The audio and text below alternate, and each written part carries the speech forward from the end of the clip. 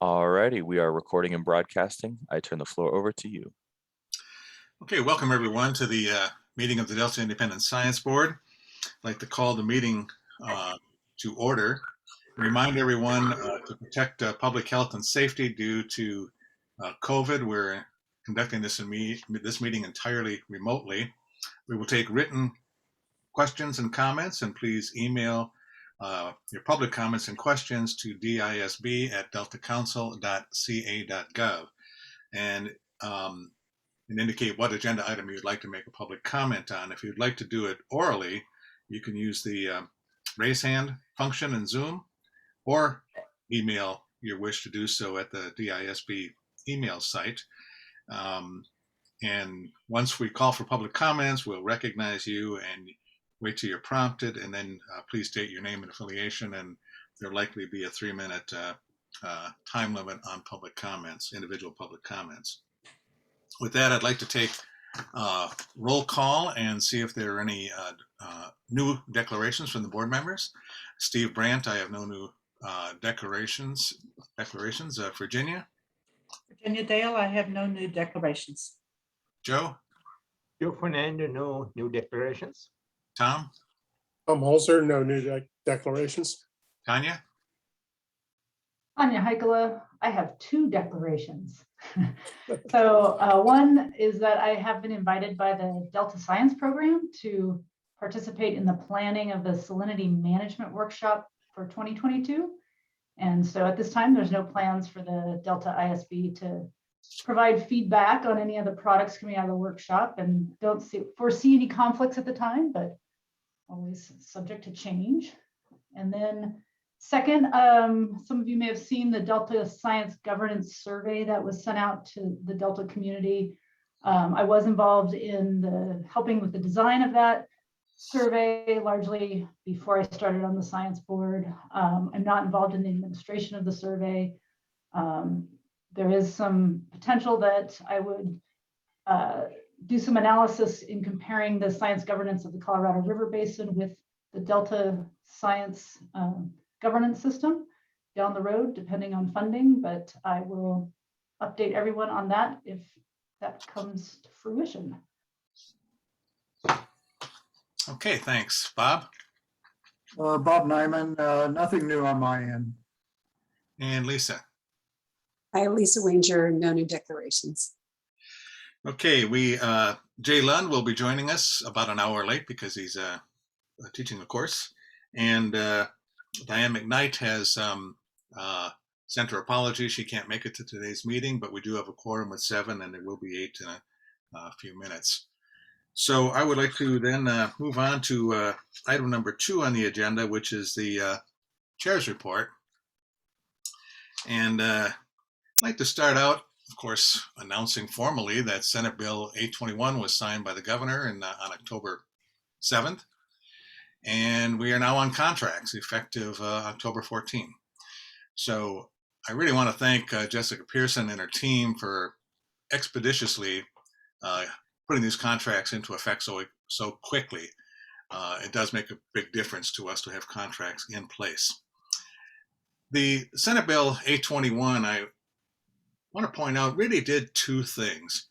One thing, it sort of established now by law that members should be appointed on contract and provide a compensation level commensurate with what had been done over the previous 10 years. But perhaps more importantly, the second component of the new law, added language that fortified the independence of members of the Delta Independent Science Board. Now, to me, this in the long run may be as, if not more important than the other component of the law. What it says, and I'm quoting it, it says, notwithstanding being appointed and administered by the council, members of the Delta Independent Science Board shall not be employees of the Delta Stewardship Council and shall exercise their scientific judgment and perform the functions set forth in this section independently from the council. You know, the independence of the Delta Independent Science Board is really one of the major important features of the board. throughout our conversations over the 7 or 8 years I've been on the board, that independence has really been brought up a lot of times. It, in many respects, as you know, scientists will know, it's that independent nature, our independence from the agencies that we are reviewing, that gives us that level of sort of credibility and trust. That comes out in the surveys that have been done looking at our effectiveness. It came out in a lot of the support that we received on Senate Bill 821.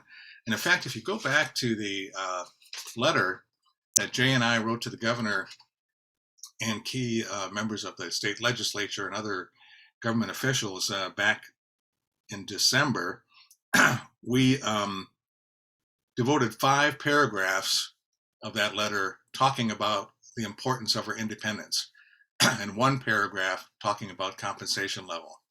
And that's sort of the relative importance, I think. We pointed out things like that the state needs broadly credible science to lead policy. It's important that we're not employees of those agencies of the science that we review, and that the independence from state regulatory agencies remains a critical factor in our future success and in the success of in the value that people place on our recommendations. So I did want to point that out in particular.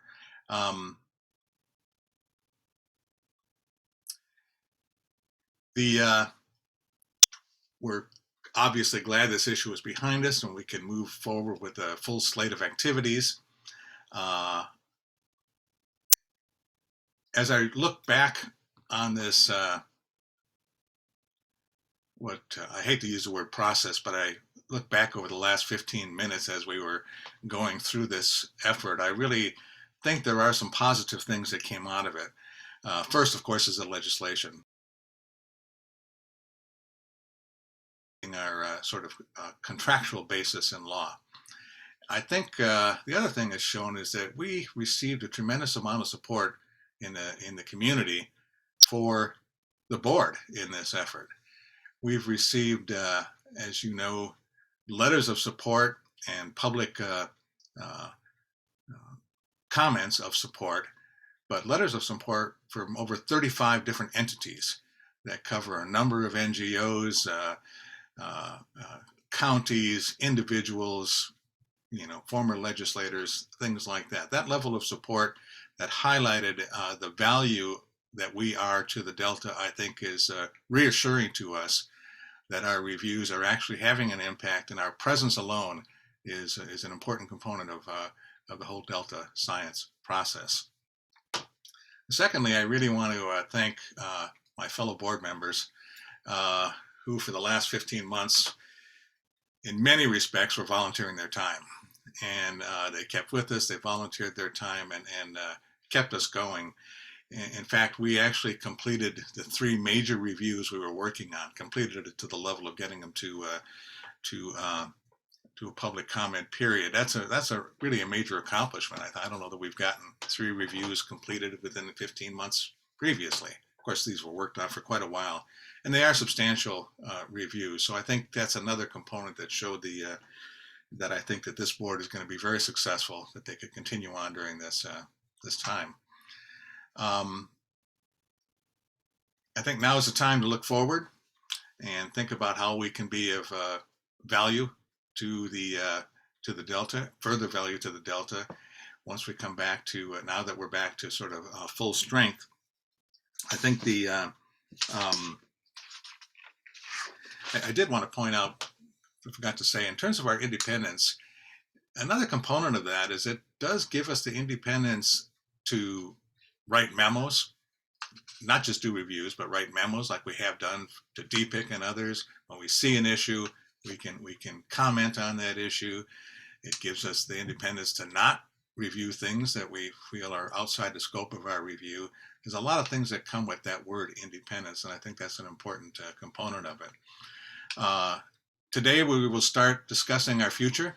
I think it's on item number 7, and how we go back to being a sort of fully engaged board. Not that we weren't fully engaged, but I think there's a lot of things that I'll point out that we can now take the effort and move forward. So it's great to get back to a reinvigorated business as usual from my perspective. So thank everyone again for all their help in getting us to this stage. My other comments, that's all I had to say on that topic. But my other comments are that the one is an update on the postdoctoral recruitment. The team has gotten together, which is Lisa, Diane, and myself, and put together a job description and a sort of a duties, and sent that off to the California, and where it was going to be posted on their website. Now it's come back to us, and it looks like we're in the final realm of getting that announcement ready, and the procedure of how those will be how those applications will be received. That announcement should come out fairly quickly, and I think we're having a deadline, initial deadline, I forget what it is, sometime in like November 20th or something, for the first series of applications that will come in, and we'll start reviewing those and make those appointments as soon as we find suitable candidates for those postdoctoral positions. The other item I wanted to remind you of is that this year there's a Delta Invasive Species Symposium. It's organized by the Delta Interagency Invasive Species Coordination Team, and that's going to focus on early detection and rapid response to invasive species. And I will be giving a presentation there highlighting our non-native species review and some of the recommendations we made relative to that. That'll take place on December 15th from 9 in the morning to 2:30 Pacific time. We're also, Jay and I and others have talked about putting together blogs, and I think we're in line to put together 2 blogs related to different topics. One we've talked about before on invasive species, and I'll be doing one on science integration, which is a recurrent theme that comes up in our panels we've had and throughout our process. So today we will be talking, spending a lot of time talking about the water supply reliability estimation review and see where we are with that. We're spending a fair bit of time also talking about our futures and where we go and future themes, and get us in line for what we're calling a retreat for our November meeting, where we will be spending most of our time talking about future reviews.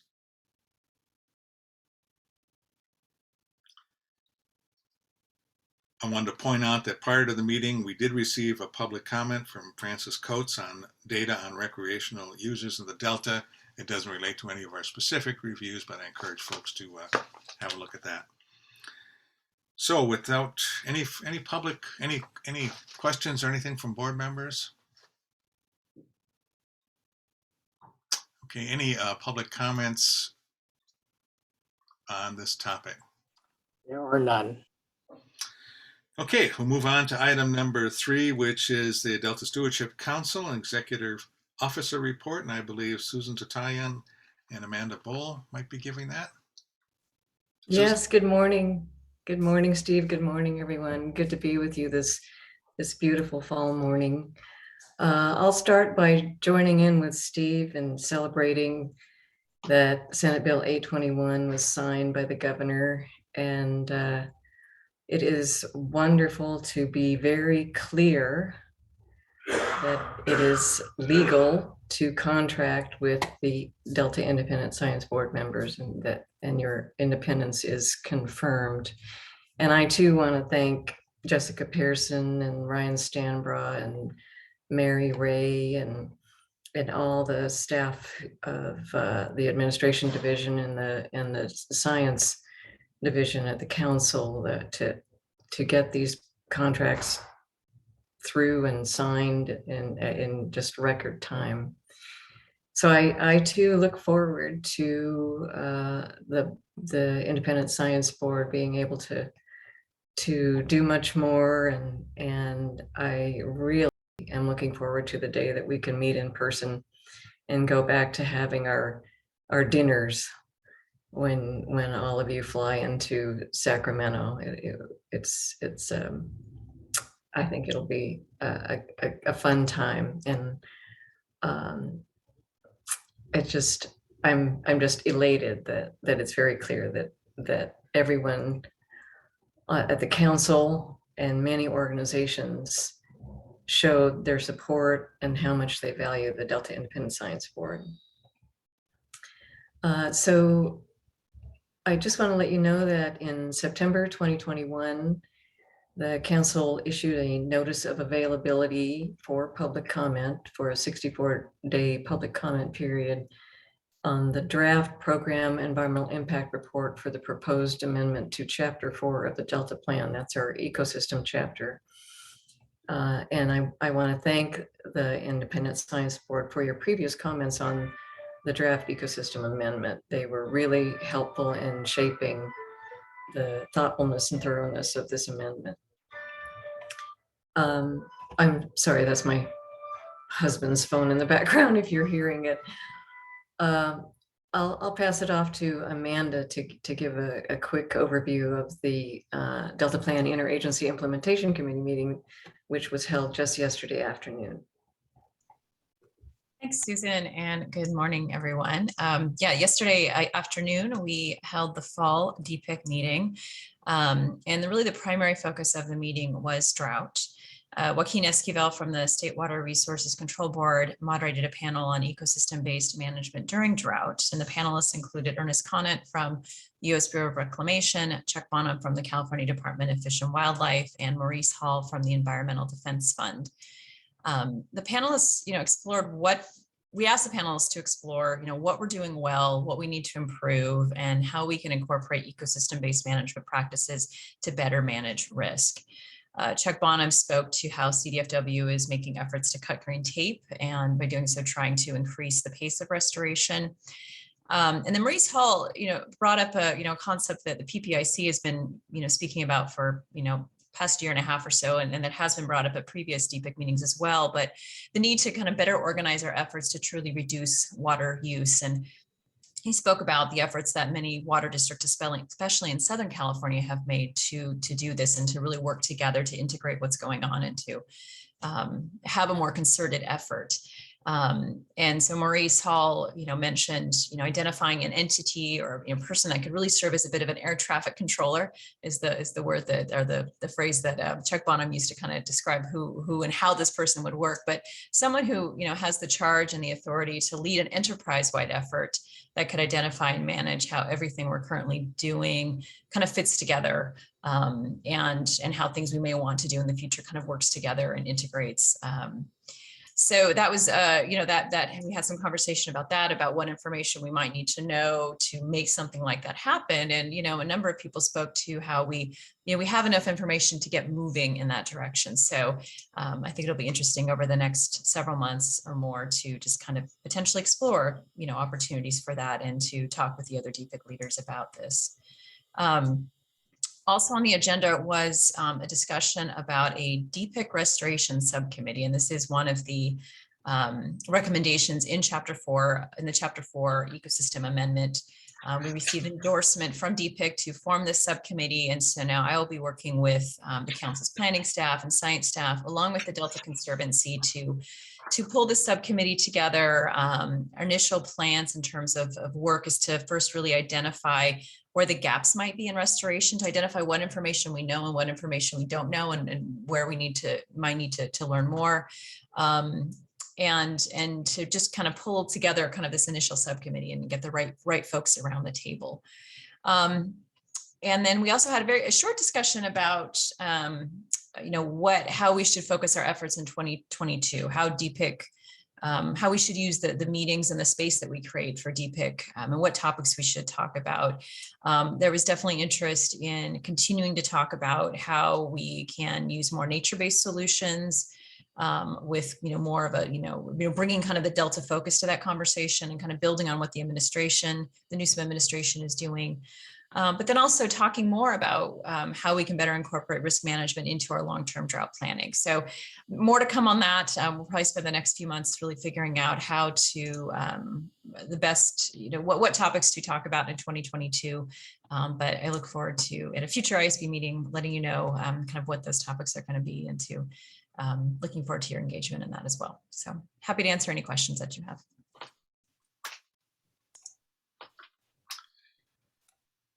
Amanda, I do have a question on your restoration subcommittee. I guess, is there a formal charge for that committee? And maybe you could expand a little bit. Are they looking at,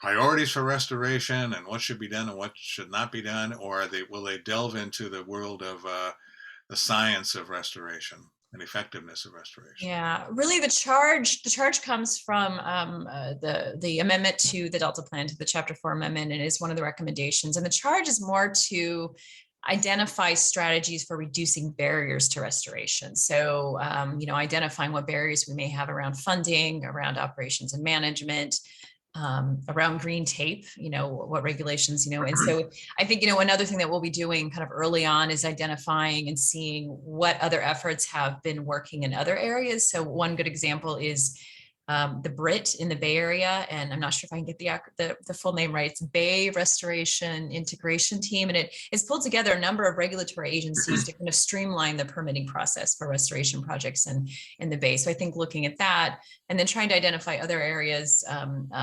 definitely building on the work that the Cutting Green Tape Initiative is doing kind of statewide. And so, really the focus is to identify better identify what the barriers to restoration are, and then start to come up with some strategies to try and reduce those barriers to restoration. So would barriers include the science or data, things like that? Yeah, definitely. What's the timeline? We're hoping to have to form the committee early next year. So, winter 2022, we're hoping to host the first couple of initial meetings just to get pull the group together, really get settled on kind of building out that charge a little bit more that we have from the ECO amendment.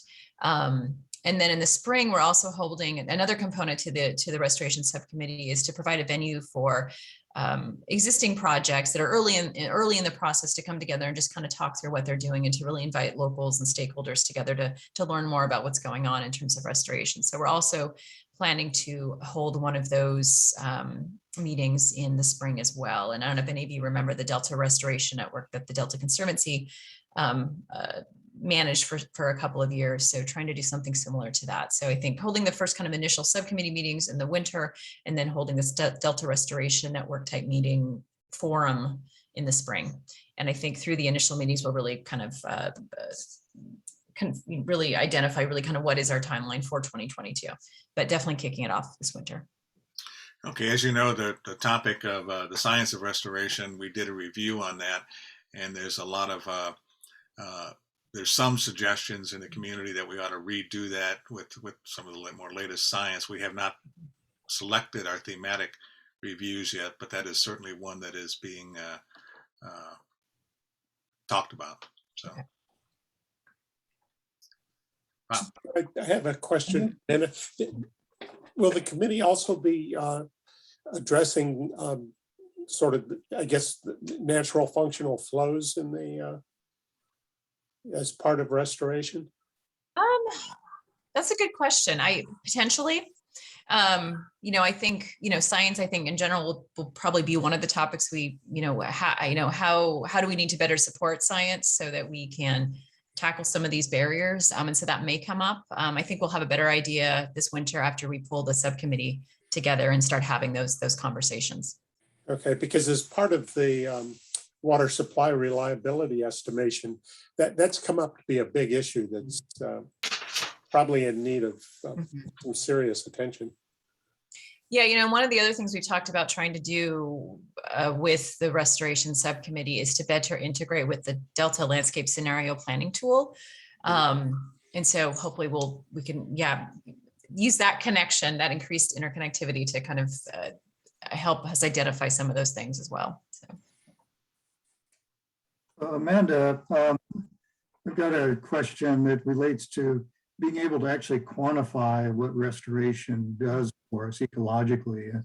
I just wonder, will there be any attempt by the group to actually quantify what the ecological outcomes of restoration actions would be. And by this, I mean more than just acreage and cover and so forth. But for example, if so much in the way of resources put into actions, you know, for example, what kind of, or how many more fish do we get back, or how much have we improved primary production and so forth in terms of ecological responses? Is the committee considering looking into things like this? Very possibly. Yeah. I mean, I think that's something that I think, you know, yeah, I think that's definitely something that the subcommittee will think about, I think, kind of in the broader lens of how we can best support science to make restoration happen. But yeah, I think I'll defer to kind of our first initial meetings in this winter to kind of explore where we're going to go initially. But yeah, I could see that being a possibility as well. All right, very good. Thank you. Yeah, if I could jump in. So I mean, I think some of what Steve was probably getting at is there something that we might do before you have your first meeting that would set you up to help? I mean, so it would be nice if we knew if you had any more details about the scope, because, you know, ecological restoration, pretty big topic. Are you primarily looking at, you know, hydrologic type restoration, stream restoration? You know, do you know any of that yet? We don't. And really at this point, the initial focus is going to, again, identify, you know, a number of entities have done some restoration planning in terms of, you know, what they feel needs to be restored. And so each of those are going to have used different things to identify and to figure out what those places are and why. And so I think initially we really are going to be looking to kind of pull all that information together so we understand, so we can figure out what we know. And then identify what we don't know. And so I think that could potentially really be an area where that, you know, all of you could be, you know, the ISB could assist with that. So I think we'll take that initial look and kind of then see really, okay, what is it that we need to do next? I kind of see this in a certain way as being similar to when we started the Delta Science Funding and Governance Initiative a couple of years ago. Our initial charge was to increase funding to science, but then we realized, okay, yes, we want to make that happen, but there's some other things we need to know first in order to make that happen. And so I kind of see that us being kind of in the same place with the restoration subcommittee as well. I think we need to get a firm grip on what we know and what we don't know, and then we can figure out, okay, what do we do next to try and reduce barriers to restoration. But I appreciate and definitely see the value that the ISB can provide to this initiative and appreciate that offer. So Amanda, I just was going to give you a heads up, and that is that presumably now Jay and I will get back to the science needs assessment at some stage. And I think I was going to assign that to Jay, but he's now here. And Tom as well, I think, was involved in that. So at some stage, we'll talk about that a little bit today, but we will want to renew that. I think we want to renew that effort. And that requires, that's assuming that DPIC wants to hear our results eventually, but somewhere along the line, we'll want to get on the calendar to renew that. So just a heads up, and we can talk offline and get the group together as we go. So that's great. Absolutely welcome that. Yeah. Okay, any other comments, questions from the board? Susan, is that your full report? Well, I'd like to mention that during the DPIC meeting regarding the Delta Restoration Subcommittee, there were comments about including independent peer review of anything that this subcommittee is proposing. And this subcommittee is planning on a really robust stakeholder input process. So it'll be really interesting to see after the first meeting or two what takes shape and what's included in the final charter for the subcommittee. But a lot of folks are eager to have the subcommittee get going.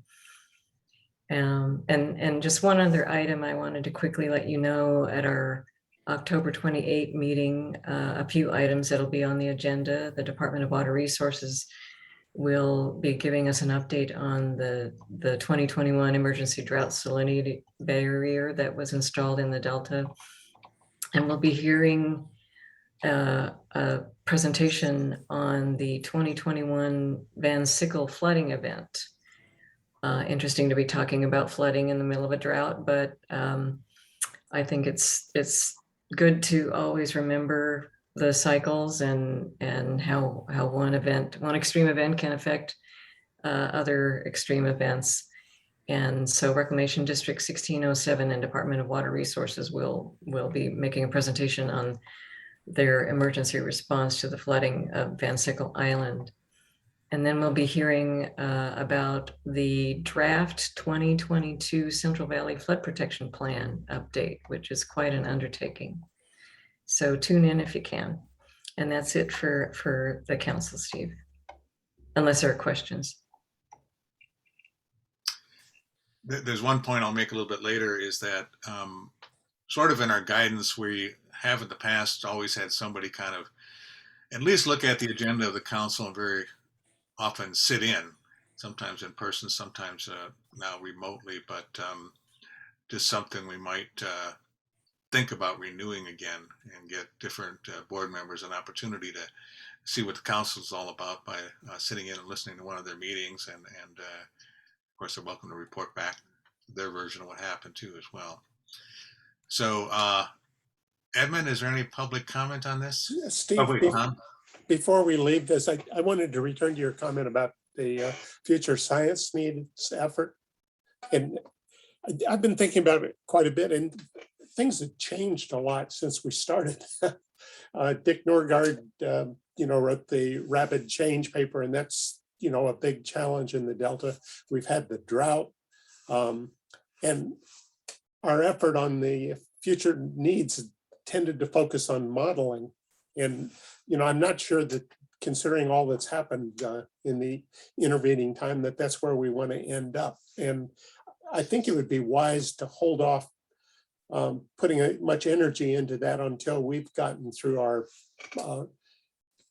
discussion of what we want to do as a board, because it's going to be a big time sink. So we really need to have priorities on what we're doing. That's a good point, Tom. I think we would throw it into the things to be considered. Yeah. And Edmund, public comment? We do have one public comment from Deirdre. Deirdre, I'll be unmuting your microphone. Please unmute and state your name and affiliation. Thanks. Deirdre Desjardins from California Water Research. I just, first, congratulations to the board on signing SB 821. I did want to read to you, I read this to the DPIC agencies. We sent a letter to the governor asking him to sign SB 821. It was signed by over 30 stakeholder groups, primarily from environmental, fishing, and Delta community, but we also had 350 Silicon Valley and Lutherans. One of the key points, which was that 2 decades ago, California agencies joined federal agencies in signing the CalFed Record of Decision. That runs through 2030. And it committed to a world-class Delta science program. And a key part of the commitment was to establish an independent science board to provide oversight and peer review of ecosystem restoration, water supply reliability, water use efficiency and conservation, water quality, and flood management in the Delta. And the federal government still has the CalFed law on the books.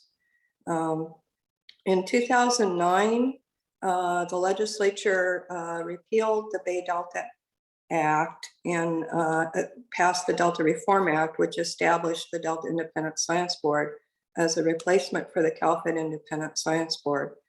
But you do have a really key role in oversight of the overall program. And I know you don't have resources to do everything.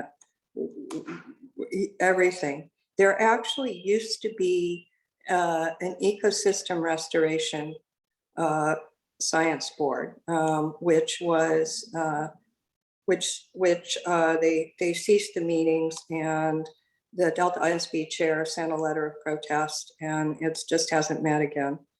But I did recommend that we consider reconstituting some kind of peer review for the ecosystem restoration program. And one of the key considerations is sea level rise. Polar ice sheet models are off. There's more mass loss happening than the models predict, and it's in our comments on the water supply reliability review. But it's a key consideration when you're doing large investments in ecosystem restoration is your tidal marsh going to continue being tidal marsh, or is it all going to be submerged? Thank you. Thanks, Deidre. Good points. And I do think that, again, like I mentioned, restoration, and which is a huge topic and is on our sites, at least as a possible consideration for a review and how we would narrow that and what we would encompass. But obviously, a climate component actually is, as I'll mention later on this afternoon, is consideration of climate impact is something we routinely consider in each of our reviews and what the impact might be with respect to that. Any other public comment? There are none, but I would like to mention that Jay Lund has joined. Yeah, I was going to introduce Jay. And Jay, do you have any other things to report? Declarations? I do declare no new declarations. Okay, thank you. We'll move on to item number 4, which is a report by the Delta lead scientists. Laurel?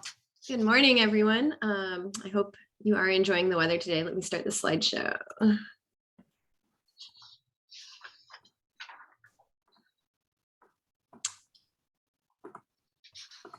Okay, can you all see my slide? Not yet. Oh, okay. It's indicating that it is sharing. Hold on. Let me try this again. Do you see any of my screen at all? Oh, wait, here, just a second. Now we do. Okay. I think it was user error. Okay, so there's a few items that I wanted to provide you with updates on today. And my dog would also like to provide some updates. But first of all, during her declarations, you heard Tanya mention that she had some early involvement in the Delta Science Governance Survey. I just wanted to say a little bit more about that. This is a survey that is being led out of UC Davis with partners at CU Denver and the University of Arizona, and also it's being done in partnership with the Delta Science Program. But the goal here is really to better understand the most effective ways to link science and policy. This is the first survey of this type that has been done within the Delta. And the team did their best to create a survey that's applicable to a wide range of science enterprise stakeholders and different forums. Before the survey was released, it was reviewed by several of these stakeholder groups and also by DSP staff, including Dr. Jessica Rudnick. The survey responses that are received will support strategic planning efforts related to Delta science and policy, including ongoing discussions about changing science governance.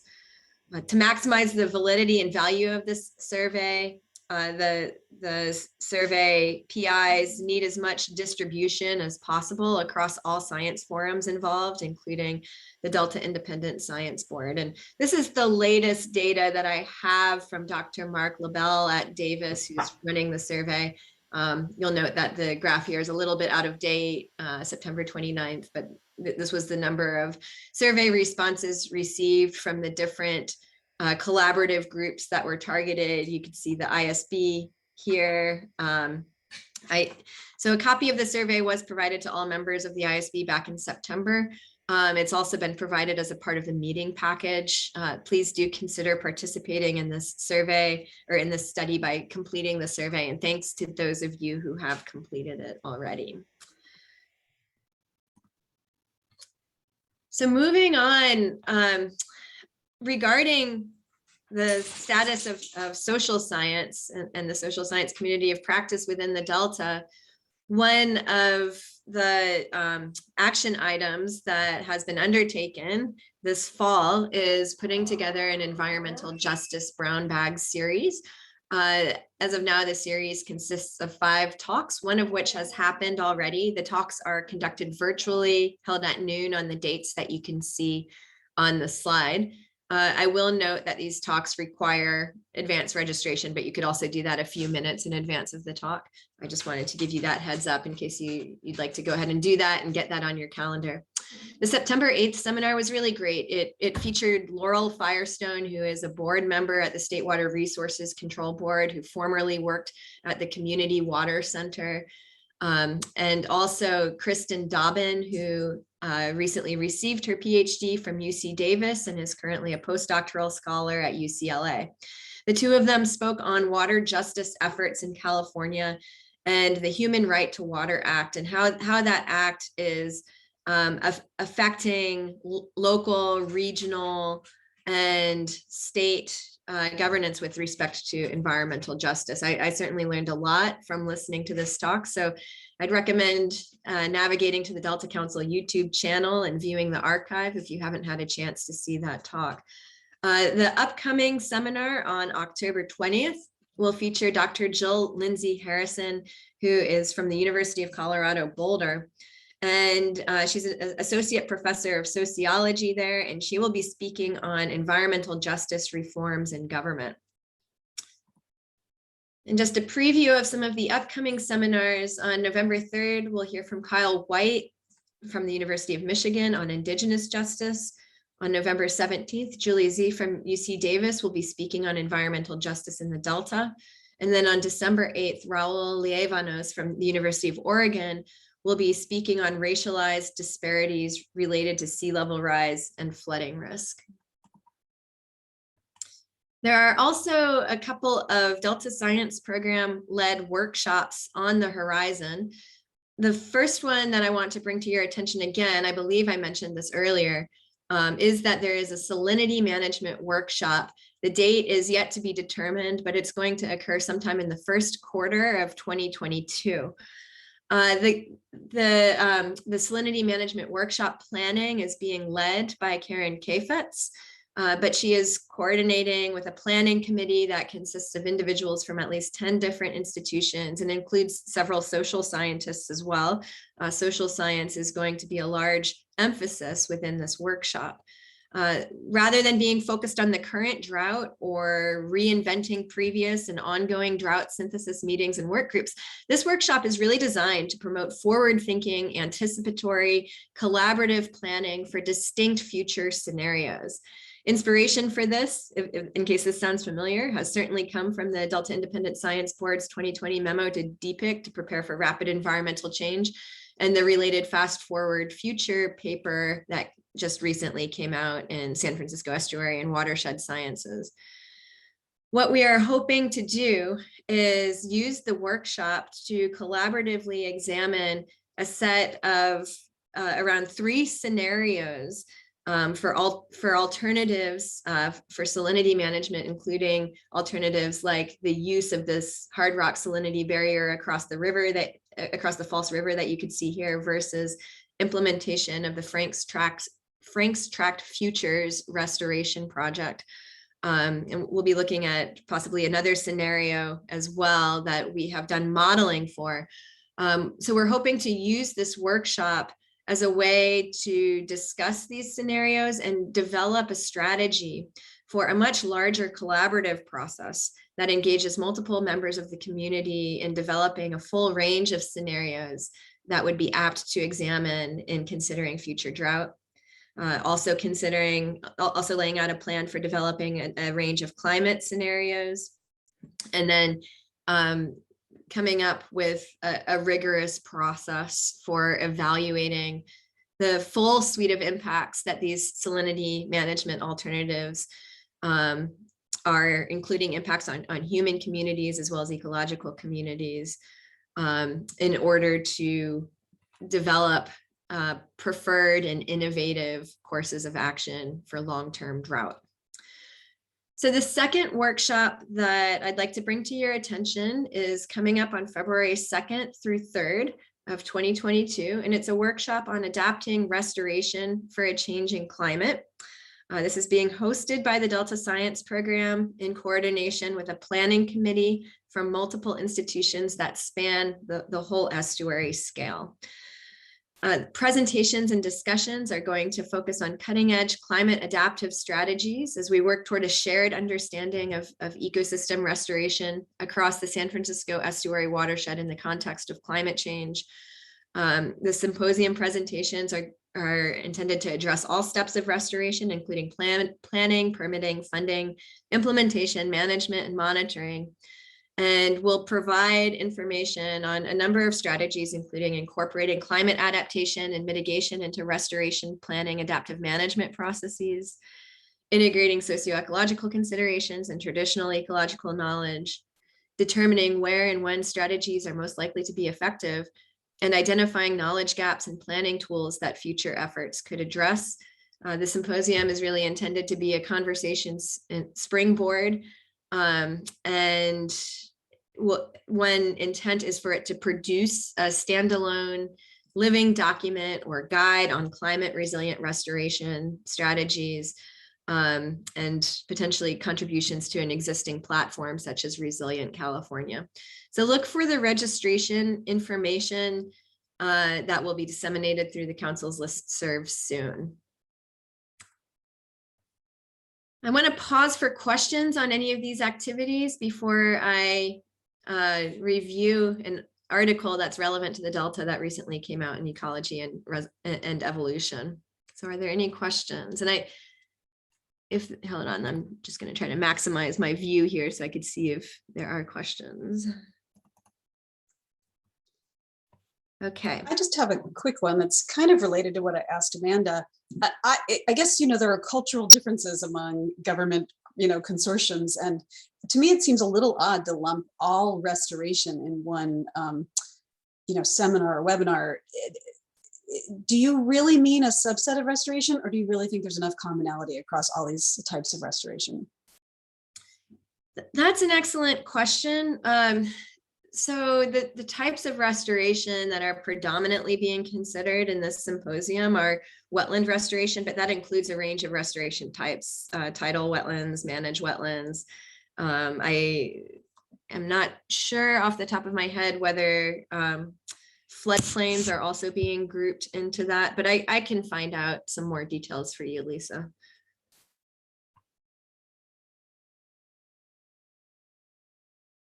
Any other questions? Yeah, this is Joe. No, is this related to what Amanda was talking about before? Is there any kind of interconnection between this workshop and the subcommittee they are formulating? So there is not a direct linkage, but in terms of the organizations that are involved in both of those efforts and some of the key people that are being called upon to give presentations at the symposium, there is a little bit of this more loosely defined overlap in that sense, but not a direct connection.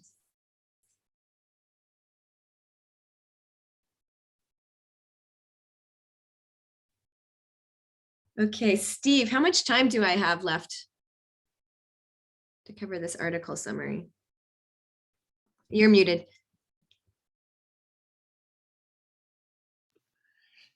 Can you wrap up in about 5 minutes? I can do that, sure. Okay, I wanted to call your attention to a really interesting and impactful paper that recently came out in the journal Ecology and Evolution that's titled Coldwater Fish in a Warm Water World, Implications for Predation of Salmon Smolts During Estuary Transit. So this paper focuses on Chinook salmon, which must transit the estuary as they terminate their juvenile life stage and migrate out to the ocean. And that passage through the Delta is rife with dangers for these fish. Back in 1989, there was a paper that revealed that there seems to be a threshold temperature of 20 degrees Celsius at which you see complete mortality of Chinook salmon smolt as they pass through the Delta. However, that paper was based on a fairly old data set. And since that time, a large number, a very rich data set has been collected by the IEP. And so one of the first objectives that the authors had in this paper was to synthesize telemetry data from across the Delta and test whether that 20 degrees Celsius is still a critical threshold in the life history of salmon, Chinook salmon smolt. And it does appear to hold. And so I've actually just recently heard that temperature threshold referred to as the Nobriga line. The second objective of the paper, though, is to really get at why we see mortality during these warmer temperatures. What is the mechanism behind it? It has been thought that perhaps increased predation at warmer temperatures could be a big part of the story. We still have a large knowledge gap around the impacts of predation on native fish within the Delta, but it is a basic tenet that organisms' metabolism speed up with temperature. So one hypothesis has been that predators have a greater need for food when water temperatures are warm and hunt more frequently. On top of that, the authors hypothesized that predation would go up in a multiplicative way at warmer temperatures, and they refer to this as multiple predator effects, which is a term that might be familiar to ecologists in the group. But the idea behind that multiplicative rate of predation with warmer temperatures is that you have largemouth bass, an invasive species that inhabit the vegetated margins of the Delta. And excuse me, and you have striped bass that inhabit the open water regions. The authors proposed that encounters with largemouth bass in the margins of the Delta would chase smolt into the open water, where they would then be subject to predation by striped bass, which they would have been less likely to encounter if largemouth bass had not been searching for food in these vegetated regions. So they tested this hypothesis through a combination of field studies using videotape tethered fish at different distances from shore and at different temperatures. And then they also used modeling in which they calibrated models to observe data in order to get at parameters like fish attack rate and predation success rate. And first of all, from these studies, they found that there is a small effect of temperature and distance from shore on largemouth bass predation rate, but there's no effect of either variable on striped bass predation rate. Overall, when you consider these two species, the effect is small enough that it doesn't provide support to the hypothesis that predation rate multiplies at warmer temperatures. And it also doesn't provide a sufficient explanation of why we see extreme mortality at water temperatures greater than 20 degrees Celsius. The model results produced a similar conclusion, but they also provided a little bit more insight into what might be going on mechanistically. Though they showed very little effect of temperature on overall predator attack rate, the only way that the model results could achieve a decent match to the monitoring data was if the salmon smolt's swimming speed, which governs the success rate of each predation attack, decreased at the warmer temperatures. This is curious because it's not something that's seen in captive fish, but the authors hypothesized that it might arise from an increased prevalence of disease at warmer temperatures in the field, or from effects of contaminants during the low water periods when the contaminants are highly concentrated.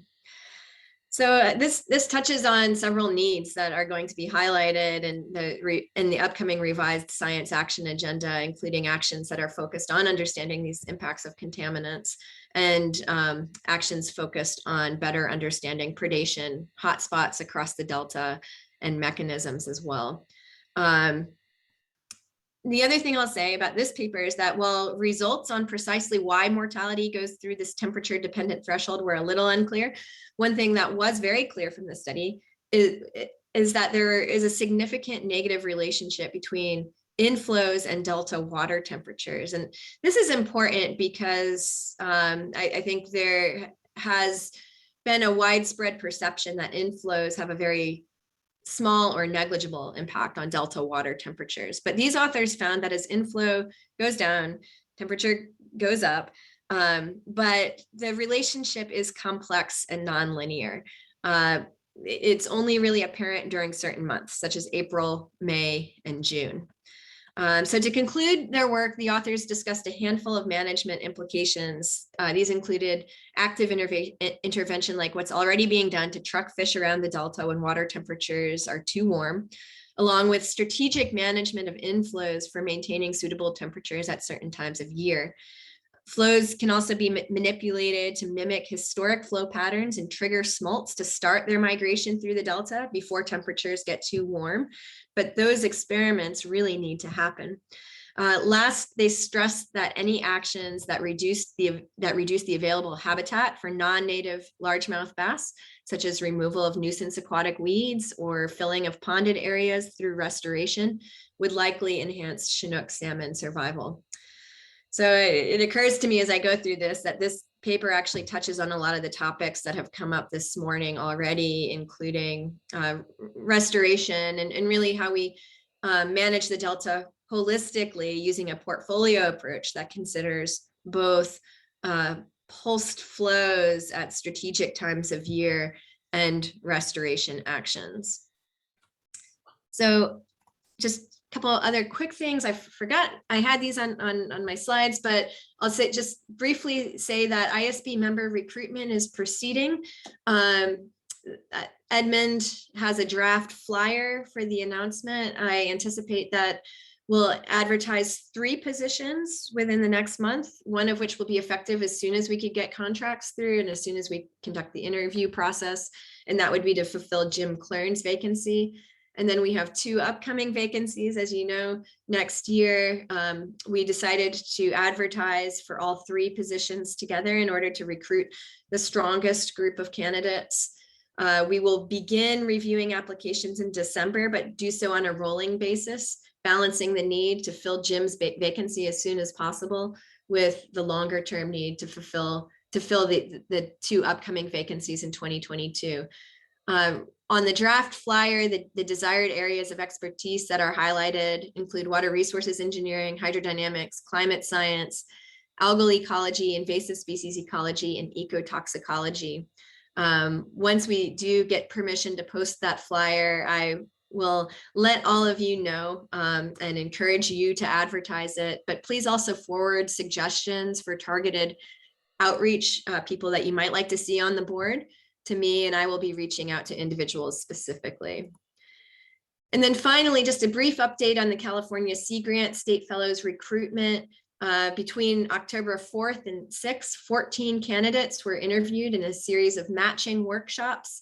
The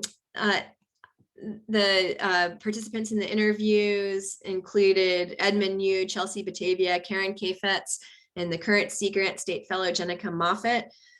At the last meeting, Steve Brandt volunteered to assist with the recruitment and was provided with application materials for the 14 interviewees. Steve provided his input on the candidates' relative strength for board support. And based on the interviews, follow-up conversations, and ratings submitted by Steve, a list ranking the candidates was developed and submitted to Sea Grant. And we expect that matches will be made by Sea Grant in the next week. Once that match is made, board members will be notified and will receive a CV for the 2022 fellow that will be working with the Independent Science Board. So thank you, and I'll take any questions. Thanks, Laurel. It's always good to hear about fish papers. One of the things that's interesting, though, Oregon, a decade or more ago, used the 20-degree standard as a temperature standard for stream restoration. Huh. And it's actually in Wisconsin law, and it's almost like a TMDL for the state EPA in terms of its importance. And it relates to the survivability of Chinook salmon smolts at temperatures of 20 degrees and below, and mortality above that. Not so much predation, but just actual physiological. There's tons of papers on that particular thing. So it's just an interesting sidelight. Thank you for pointing that out. Yeah. Anybody have any questions for Laurel?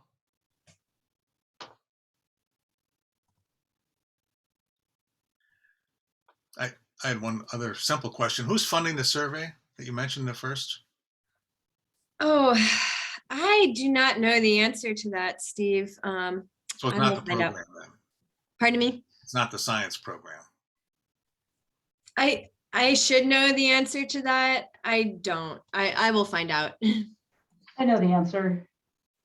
It's not being funded by the science program. It's self-funded right now. Mark LaBelle's paying for the cost of the administration internally through UC Davis. Thanks, Tanya. Any other questions? I believe we have a public comment. Yes, from Deirdre.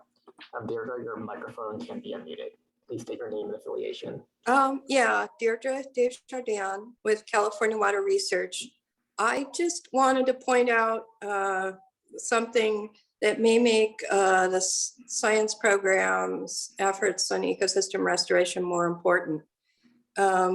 So there was a California Environmental Quality Act exemption passed this past legislative session. It's SB 155, and it's for all ecosystem restoration projects in the state.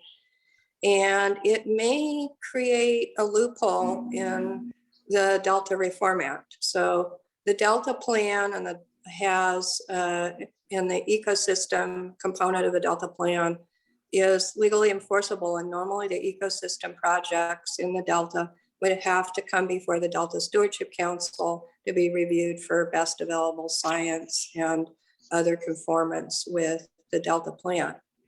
But the Delta Reform Act's definition of a covered action is a plan, program, or project as defined by CEQA that will have a significant impact on achieving the co-equal goals for the Delta. So it's the council's current regulations provide that a projects exempted from CEQA won't have a significant impact on the co-equal goals. And so this is a legal question. The Delta attorneys are concerned about it.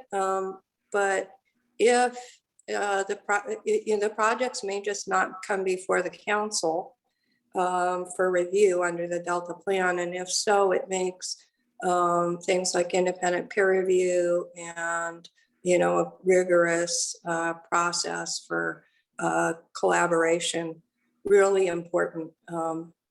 And I just wanted to put that on people's radar screen.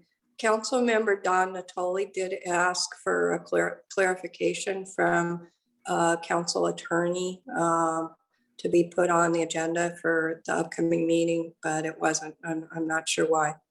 Thank you. Thanks for that public comment. Any other questions or comments from anyone? Okay, let's move on to item number 5, which is an update on the monitoring enterprise review. And I think Joe will be giving that. You're on mute, Joe.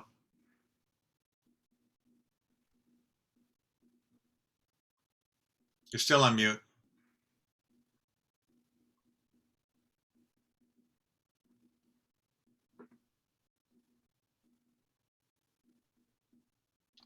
Sorry about that. I had issue of getting that going. So, of course, the monitoring enterprise review continues. It has been a long going review. Finally, I think we see the light at the end of the tunnel now. So since the last meeting, the lead authors have addressed the comments from the last meeting. There were four main points we addressed. First of all, first was the distinguishing between environmental and compliance monitoring. So the environmental monitoring now defined as tools and techniques designed to observe the environment in more general sense. And the compliance review monitoring now has a much more tighter meaning, which basically explicitly or implicitly required by laws and regulations, permits and licenses. So that basically the two has been distinguished in the new version. And the second one we addressed was reframing recommendation number 2. That means reimagining monitoring designs. So that basically now is much more actionable, the latest one. That's also included now. The third one is considering the order of recommendations, now which includes a roadmap for implementing the recommendations. Earlier, we had 3 recommendations, kind of a sequence order. After we got comments from the board as well as commenters, now it is kind of a more of a recommendations, not that in turgid order, but 3 recommendations, which are kind of can be taken out of sequence. So it's been now revised in the revised version. And also we added a general point about revisiting monitoring periodically to ensure climate change issues. So that is now addressed in the latest version. So that latest version was worked out by Tanya Hakaila, Virginia Dale, Steve Brandt, and myself, with the great help from Edmund and Jenica. And it has been revised now and posted on October 12th, 2021 for public comments. The public comments are due on November 12th. So we expect quite a bit of public comments and then make that way into the final version. So ISB members were also asked to provide comments on the same draft. The members, please send your comments to staff, which is also due on the same date, which is October 12th. So thereafter, we will make the final adjustments to the review. As part of the public outreach comments, Tanya and I will present preliminary findings and recommendations to the Collaborative Adaptive Management Team, which is CAMPT, on October 26. And this was requested by Bruce DeGenero, the program manager. So that's been presented at the request of him. So the idea was to help to inform CAMPT to review their monitoring activities in the Delta. And they have a 2-day workshop, and this will be, our presentation will be part of the workshop. So in preparation, we have met a few times, past a month or so, to develop a presentation and polish them. And we are meeting tomorrow again to do further work on it. Hopefully by next week, we will be ready for this. And that's the latest situation with MER review. So if you have any questions, happy to answer, or me or Tanya or Virginia, Steve can answer.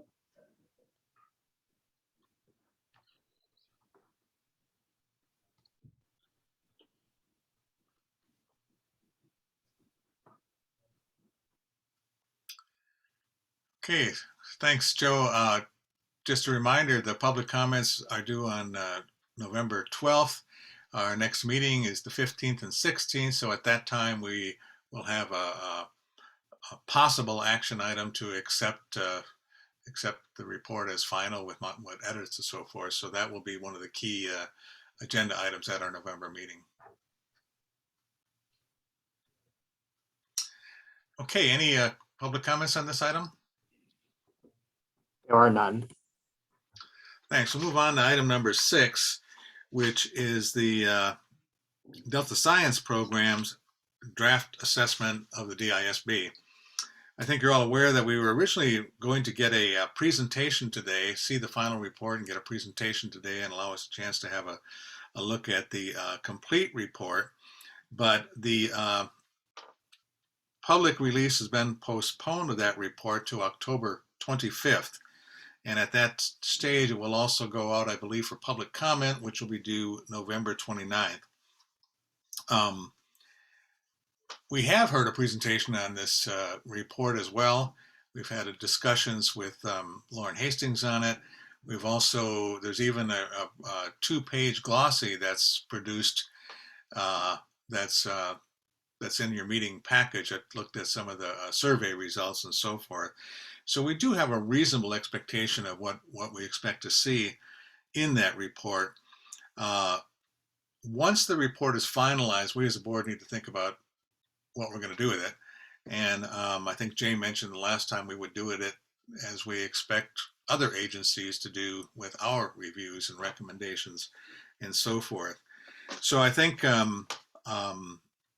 once we receive the report, again, we're expecting to receive it before our November meeting and then possibly have a presentation in November if there's sufficient time. But the report then will go to a final comment period in late November and then may or may not be revised before it becomes final. So I think one of the things we need to do is to think about how we're going to approach that. One thing to do is to look at the report, see if there's any recommendations or things in there that may impact our the way we do business and or not, and then think about incorporating some of those. And then once we've made those decisions on what we're going to do and what our response will be, then we will compile a letter from the board that outlines specifically what we decided to do based on the outcome of that review. So we'll need a team of folks to kind of do the initial look at that. I'm not sure we need to have that team now. We probably could have the team after we have a chance to look at the full report and think about it for our November meeting. So any thoughts on the approach or what we ought to be doing? Is right now we're in kind of a wait and see, and then maybe pick a small group to do an official first cut at seeing what's valuable in there. Yeah, that seems like about as far as we can go right now, is identify that we want to appoint a subcommittee to provide a more detailed response to the comments, but I'm sure we'll all want to think about it, especially with regards to our future activities. Yeah, I think it's good to have a small group be assigned to dive in and pull out things, but the whole board will want to have a chance to have a look at it and see how we go. And I'll mention that a little bit in terms of in the next agenda item as well. Any other thoughts? Okay, any public comment on this, Edmund? There are none. Okay, let's move on to the next topic. And I think you can start the slides. And this is a discussion of future Delta ISB activities. And decided to put this together into a presentation and for about 10 minutes. We have about an hour or so to discuss this topic, but just to kind of set the stage for things. And this is probably a talk I would have given to the new board members on their first day here, or some facsimile of that. And but I thought it'd be good now to put this here. I call it reinvigorated, but the idea is we want to talk about where we are, what things we need to do, what things we could reinitiate and so forth, and then also talk about new thematic review topics. So I want to go through that a little bit and just kind of lay it out for you where we've been and where we might want to go. So the next slide. This is sort of this is actually the board on one of our field trips. So this could be you soon. And we do get I don't know if we got our feet wet or not, but we were close to getting them wet there. I want to talk about our meetings and logistics, think about reestablishing ties, a whole field of communications, reinvigorating our communications among and between us and others and so forth. Talk about outreach a little bit, our other reviews we have on our agenda, and then spend some time to think about how we might approach the new thematic reviews. which of course is what I think we're all perhaps most interested in. The next slide. We talk about meeting logistics. We're proposing to get back to our regular routine, and our regular routine in the past has been alternating between face-to-face and, in those days, phone meetings. So we'd have a 1 to 2 day face-to-face meeting in Sacramento, and then on alternate months we would have usually a full half a day to have meetings. Those face-to-face meetings included a variety of things: field trips, maybe 2 per year, panels, workshops, getting to know agency people, getting to know each other. We also had a series of small group meetings, and oftentimes this would be an opportunity for, let's say, a writing team that's either going to propose to put together a prospectus or talk about their reviews and spend 2 to 3 hours discussing and debating topics. And often we spend a half a day with 2 or 3 simultaneous writing teams or groups meeting to sort of explore a particular topic and then bring that topic back to the full board for a full board discussion. And I think that's one of the things we'd want to do. A typical face-to-face might be a full day field trip, a half a day small group, and a half a day of a full-blown meeting, or some combination of those. And so that's what we're proposing to do. And right now, I'll talk about it later, to have our first face-to-face this November. And we're going to call November 1 a retreat to talk about particularly future topical areas. There's also probably a need to reestablish some ties to the science program and other venues. In the past, with the science program, we've talked about the kind of topics we want to deal with. We've had workshops, panels, but we've also had a series of brown bag lunches. I see they're continuing, but those things sometimes make sense to jointly sponsor or jointly coordinate those activities when it's a benefit to both the program and some of the Delta board ideas. One, of course, the adapting restoration for a changing climate, and they've had a panel on primary production. Those are both areas that the board right now is considering as potential topic type areas, and it would be useful to be involved in some of those arranging of those activities or complementary activities of ours relative to that. Another is just keeping track of what's going on in the Delta. It's now, we now have sufficient time to start diving into the science papers, what's going on, looking at IEP workshops, the Delta conferences, hear what's going on, listening to seminars, circulating manuscripts amongst ourselves if it's relevant to areas we're dealing with. That whole area of reestablishing ties, and also communications, which is the next one down here. I presume everyone gets Maven and are on the council list. That's a lot of material to breeze through, but I think it's a way that people can keep sort of up to date of some of the ongoing activities in the Delta. We haven't asked anyone to do that sort of thing now, but I think now that we're back to full operations, I think that's something to think about. And as I mentioned earlier before, also getting a representative at the council meetings, listening in on the council meetings. You don't have to be there at the time. They record all of those. You're welcome to go on site and listen to a council meeting, fast forward, and only listen to the things you're interested in. But I think it's a good idea for us to have a sense, particularly for the new board members, of what the council actually does and how they work, because all of our reports are eventually presented to the council in a public meeting. Okay, the next slide. Outreach. One of the things that the Hastings report mentioned, and the thing I got out of it, is that we are very, we have a lot of support in the community and the stakeholders, but if there was any areas where we could talk about improving, and that is sort of, I call it the bookends, is sort of the prior to doing a review to make sure we have more sufficient outreach with agencies and stakeholder input, and of course afterward. We've certainly done a lot of those things.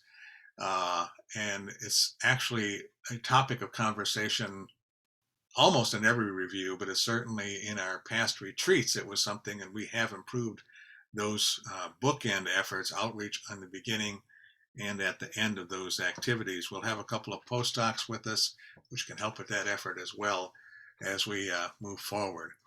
And again, presentations at conferences, and some of that stuff is ongoing, but just it is something we want to constantly be aware of and promote. We have other reviews and activities that are coming up. The Science Action Agenda review this fall sometime, and the Science Needs Assessment, as we talked about, might be something we would look at. So those are just a lot of activities of things that a full board does, and some of that stuff I think we encourage all board members to start thinking about that, to get involved, you know, and become active and get fully, I guess, immersed back into the Delta. The next slide. Thematic reviews. That's really the topic that I think we might want to spend some time on, just a little bit today, but also is really the main theme of our retreat, you know. But I want to point out, as I go through the agency summaries that I think you all have, and look at what's in those summaries and some of the recommendations, and some of the recommendations we continually get through public comments and others, there's really a mixture of components of a thematic review. And I think it's these are really important to distinguish, let you know what we currently do in each of these. And I'll have one slide on each of these. The purpose of why we're doing the review, the process, what are the mechanics of how we actually do the review, the content, what things are in each review, and perhaps the thing, at least I most think about in a thematic review, is the topic itself. What's the science? Is it water quality? Is it invasive species? Is it restoration? That's what I mean by the science. Let's look at the next slide. The purpose of all our reviews are listed here. This is why we do the reviews. And it is really, I think it's in our guidance. And that says this is why we do reviews: recommend forward-looking strategic science, identify gaps, increase science credibility, research clarity, advance the debate about science issues, and seek better connectivity between science, management, and policy. This is the purpose, stated purpose we have of all of our thematic reviews. So when someone suggests that we should use these reviews to better connect between science, management, and policy, we should say yes, because that's exactly what we said is part of the purpose of our review. And we probably need to look at this every time we start a new review to say, okay, what's the purpose of this in general? And this is what our stated purpose is. We can change this. We can go into our guidance and change our guidance with a, I think, 2/3 majority vote. But this is currently what our guidance is in terms of the purpose of the review. The next slide. Oh yeah, I wanted to say that this is again part of Hastings' report, and I think I came away from this thinking that our reviews are really fulfilling a lot of that purpose. If you look at the survey results, our relevance, our rigorous, the trust we have, and whether or not our recommendations are good, are all at the 80 to 90% level. The one that's down here, 73, it says, does it enhance the confidence in science-based decision-making? Well, we don't make science, we don't make decisions. So I presume that's partially a reflection of those who take our results and do something with them. The next slide, again, is also in the 80 to 90 bracket, that we play an essential role, play a unique role. We don't promote specific political agendas, and we do provide independent scientific oversight. All of that suggests that our thematic reviews are doing what we are achieving the purpose, I think, that we set them out to achieve. Okay, the next slide. Now we get to the process of how we do the reviews. And I think you're all familiar with the process by now. Maybe not at the beginning of the process, that we first need to identify a thematic topic. Then we write a prospectus on this that says what we're going to do and why we're going to do it. That goes out for public review. In identifying themes, we've used a number of techniques to identify topics. And I think we'll get suggestions that we need to expand that effort. And we, in terms of how we seek agency input at the very early on stages of identifying thematic topics. Write the prospectus, get a public comment on that. We draft various drafts of the review itself. That goes through many, many, many redrafts. And then finally we approve it and report it to the council. And then we do a variety of outreach, flyers, which is a relatively new thing, presentations, scientific publications, meetings, stakeholder engagements. So anything that relates to the process, and I suspect the guidance we're going to get from the Hastings report are going to fall into this category, into the process of how we do things. Next slide. The prospectus, now we're getting to content. The prospectus, this is the content we have for prospectus that we write. Motivation for the review, who the intended audience, this applies to all reviews. The how we're going to get input to the review, our time frame, previous reviews pertinent to it, and expected products and outcomes of the review. So as we think about our topics, these are the kind of things that provide the rationale and the structure of how we want to do that review. So if we say we want to do a review on, I don't know, let's say fish, fish behavior, we need to want to go through this step and bring this to the full board and discuss it as a full board, is to the which helps us provide the rationale, get everyone thinking about, is this relevant? What are we going to do? How we're going to do it? And have full input at that stage, as well as public comment on this. The next slide. We also have other aspects to the content. Our last retreat in 2017, we talked about topics. We had surveys. We had a public input and panels to talk about reviews, and a number of these, all of these categories came up. That climate change is important. I think that was almost universal in 2017. We need to think about connections to upstream to the bay. Modeling and forecasting capabilities should be discussed. The state of science integration. Think about broad vision, uncertainty, and also the linkages between science and social systems. We have adopted this as part of our operations, that every review we do, every topical thematic review, is supposed to look at each of these topics and see whether or not they should be considered in this particular review. If you're reviewing invasive species, you look at the climate change, the connections between up and down, forecasting. All of these topics are in each of these. And when I go through the sort of the agency summary and some of the recommendations they make, a lot of them fall into this category, talking about science integration. There's one specifically on modeling and forecasting. Make sure you deal with climate, and there's some suggestions about integrating science and social systems. So I think we can discuss whether any one of these rise to the level of being a thematic topic, or whether it is something that we need to consider routinely in our reviews, which is the way it stands now.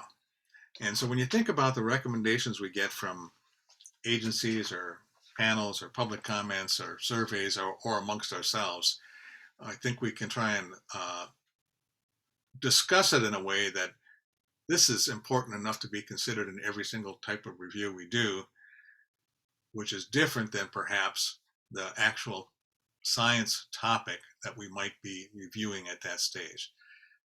I'm describing the way we have been doing it. It's wide open now in terms of the way we could change some of this. So the next slide, now to the science themes. These are the ones that have been discussed a little bit. We've had panels on harmful algal blooms and food webs already over the past year. We discussed both of those. Food webs actually came up in the agency recommendations a couple of times. Also, they came up in the agency recommendations with large-scale modeling and long-term forecasting. Restoration is kind of a recurrent theme that comes up. And emerging issues is also one of our assignments as well. That's one of the things we should constantly be looking at. So there are probably others, but these are just my reading of what I'm seeing coming out of the woodwork so far. And this is probably where we're going to spend most of our time on in November. I'm going to make one recommendation and then open it for discussion. One of the ways that I think is, in terms of topics, there's a lot of ways that we could approach this, but one of the ways in a retreat is that we could form into three, I'll call them work groups, and of 3 members each, and have them discuss topics, science topics, and have them each discuss the same thing. You know, what would the 3 of you debate and talk and discuss, and what kind of science topics I think should be relevant, maybe run through the prospectus kind of rationale. Well, how would you do it? What would the theme? Who's the audience? And then spend a few hours, three hours or so within each of these groups discussing that, and then bring those discussions back to the full board for a full board discussion. If they all come up with the same top ones, that's great.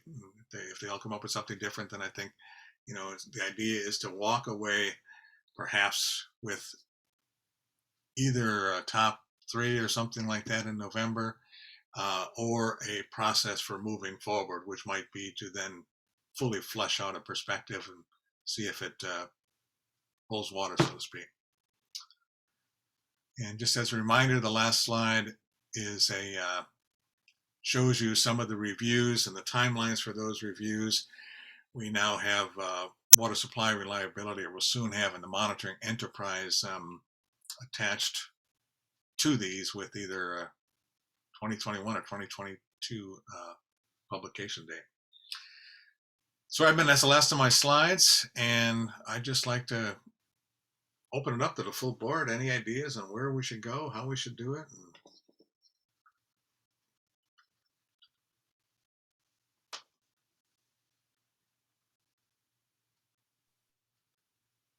If you don't jump up now, I'm going to call on you and go through the list. Steve, one of the things that your content slide, which was quite nice, that the things we think about in developing this. And one thing we always infused to these reviews was adaptive management, how it's connected, or what are the kind of how it's connected to adaptive management of Delta. So that is something you might want to include for the content. That's a great idea. Yeah. That came out as well in terms of the agency summary reviews. A lot of them said referring back to adaptive management is certainly something that they individually also. Yeah, and also when you had your final slide, you saw that John Weens was pointing his fist at us. So suddenly I remembered adaptive management has to be there. And Steve, just to reinforce Joe's point, you go back to the Delta Reform Act, and that's part of the charge to the board to look at science in the context of adaptive management.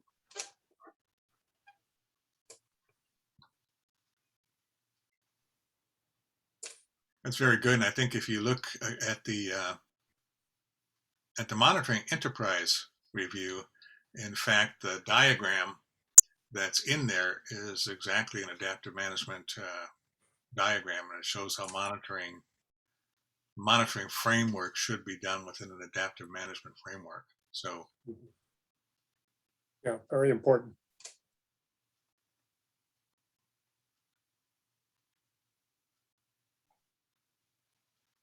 You know, one thing that's not explicit in your organization of thoughts there is how to set priorities.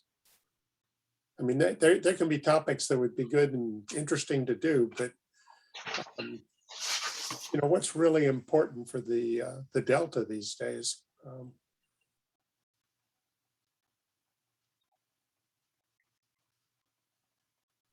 What sort of criteria would you think about?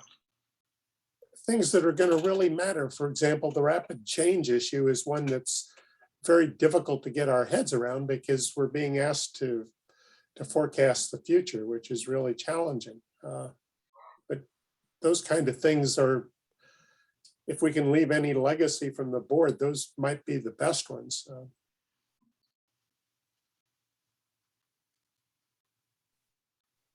I second that. I was also thinking along those lines, you know, are these neglected issues, right? You know, some of these things seem like a lot's going on. Some things seem more neglected. Maybe another criterion would be, does it apply to more than one agency? I'm not positive that's a good criterion, just throwing some ideas out there.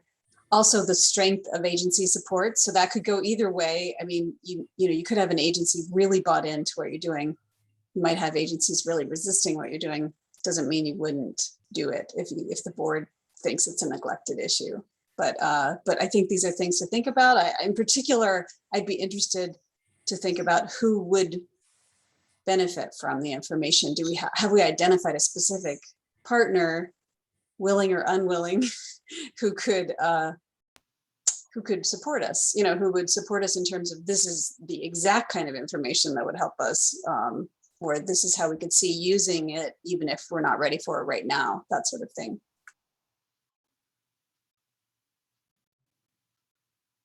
And Steve, I just want to make sure you're able to see the raised hands of the ISB members. Oh, okay. Now I see him. Okay, Jay, start with Jay. Yeah, I want to point out just that we have a variety of ways that we can conduct reviews and write up reviews. The levy review that we did some years ago was based on a workshop, a 2-day workshop of experts coming and giving talks with one of our members, basically summarizing those discussions and adding some preface and conclusions. So we have lots of different formats that we could be creative about, actually, in terms of doing some of these reviews, some of which could be quite expeditious and maybe constitute a preliminary review to get us used to a topic before we might do a deeper review later on. Okay, Tanya? Yeah, thanks, Steve. I like your idea of having some small groups do some of this brainstorming, but I just also wanted to piggyback on the comments that were already made about maybe we have some criteria for the groups to discuss to help guide how we think about what would be priorities. And I know several have already been listed, but we should think about, you know, feasibility of doing the review or what format, given time constraints, the expertise of our board members, obviously the need and importance of a review of the topic for stakeholders and for the Delta plan, for adaptive management, you know, and even some of those things that were on your content slide, that all the reviews should consider could also be criteria for us to think about, you know, is this something that hits on all of these things that would encapsulate some of these important content areas. And anyway, I think it would be nice to just have some guidance on that. But I fully support the idea of let's get some small work groups to put our heads together. Of course, you know, there's some of those topics that were on the potential list of thematic reviews. We might have some folks that are more inclined towards certain topics than others. And I don't know if we would, you know, self-select into groups that might be potentially more focused on a given topic, or if we just want to do something that's more random. Let's all have, you know, the big picture discussion and not predefine necessarily the topics we're interested in, but really talk across some different topics given the criteria that we have. for what would be a good review. What I would suggest, I already have 3 groups picked out, and and I Excellent. divided them very simply between, I want to say, the old and the young, but the older board members and the newer board members, and also tried to divide them by discipline as a mixture, you know. And but I think once the for phase 1, this is the brainstorming phase with criteria, I think it's a great idea. And I think that phase 2 would be things that rise to the surface.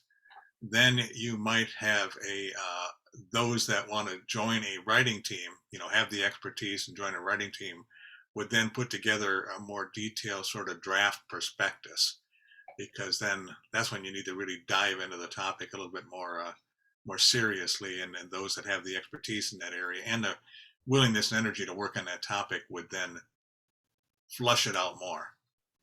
But for the brainstorming, it's, you know, anyway, so that's just one thought. I thought the way to work on it. So do you think as a criteria, I think it was Bob that mentioned this early on in our discussions about thinking about the length of time we spend on a review. One could think of that as a criteria. I don't know where I would draw the line on that, because, you know, in some cases one could argue that it's a very, very important topic, but it's going to take us 2 years to do it, or monitoring, and, you know, is our example of that. Or if we say we got to do this all in 9 months, do we constrain ourselves to far more narrower topics that may not be as relevant? So I don't know if that's a factor or not, but it's certainly something that's in the prospectus, is how long do you expect this to take? Yeah, you raise an interesting point, Steve, because with the water supply reliability, we started that several years ago. And when you look at how much the scene has changed since then, first we had the pandemic, which sort of introduced the concept of the extreme event. And, you know, was marginal to the water supply reliability. But then when the drought hit, I mean, a lot of the comments we're getting pertain to stuff that wasn't even that much on the table. I mean, if we had been more thoughtful, we could have maybe focused more on drought, but now it's issue number 1.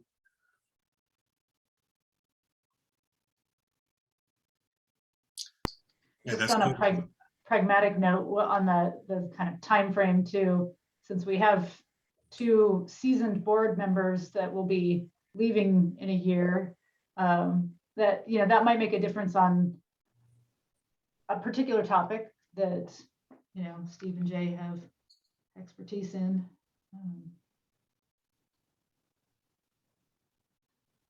So whatever Joe and Jay are assigned to, we demand that they finish it within 11 months before they leave. But that's a good point. Virginia. So my experience on these kind of boards is, in the past, to have fewer reviews going on at the same time, with the time period being shorter. And you've just said, because of the changes that occur, that has made challenges be there. So I would argue for fewer simultaneous activities and with a shorter time frame, because it's easier for me just to focus on one thing at a time. Yeah, one of the that's a good point. I think having 4 or 5 at a time has been our limit, but oftentimes it's been 1 or 2. One of the other things we have done, I think once, I can't remember the exact case, but sometimes, is we've taken our writing team who has gotten it to, let's say, some good draft, and then have a discussion at the board and say, oh, there's a lot of recommendations. Okay, well, how about flipping it to a new writing team? You know, shuffle up the writing team.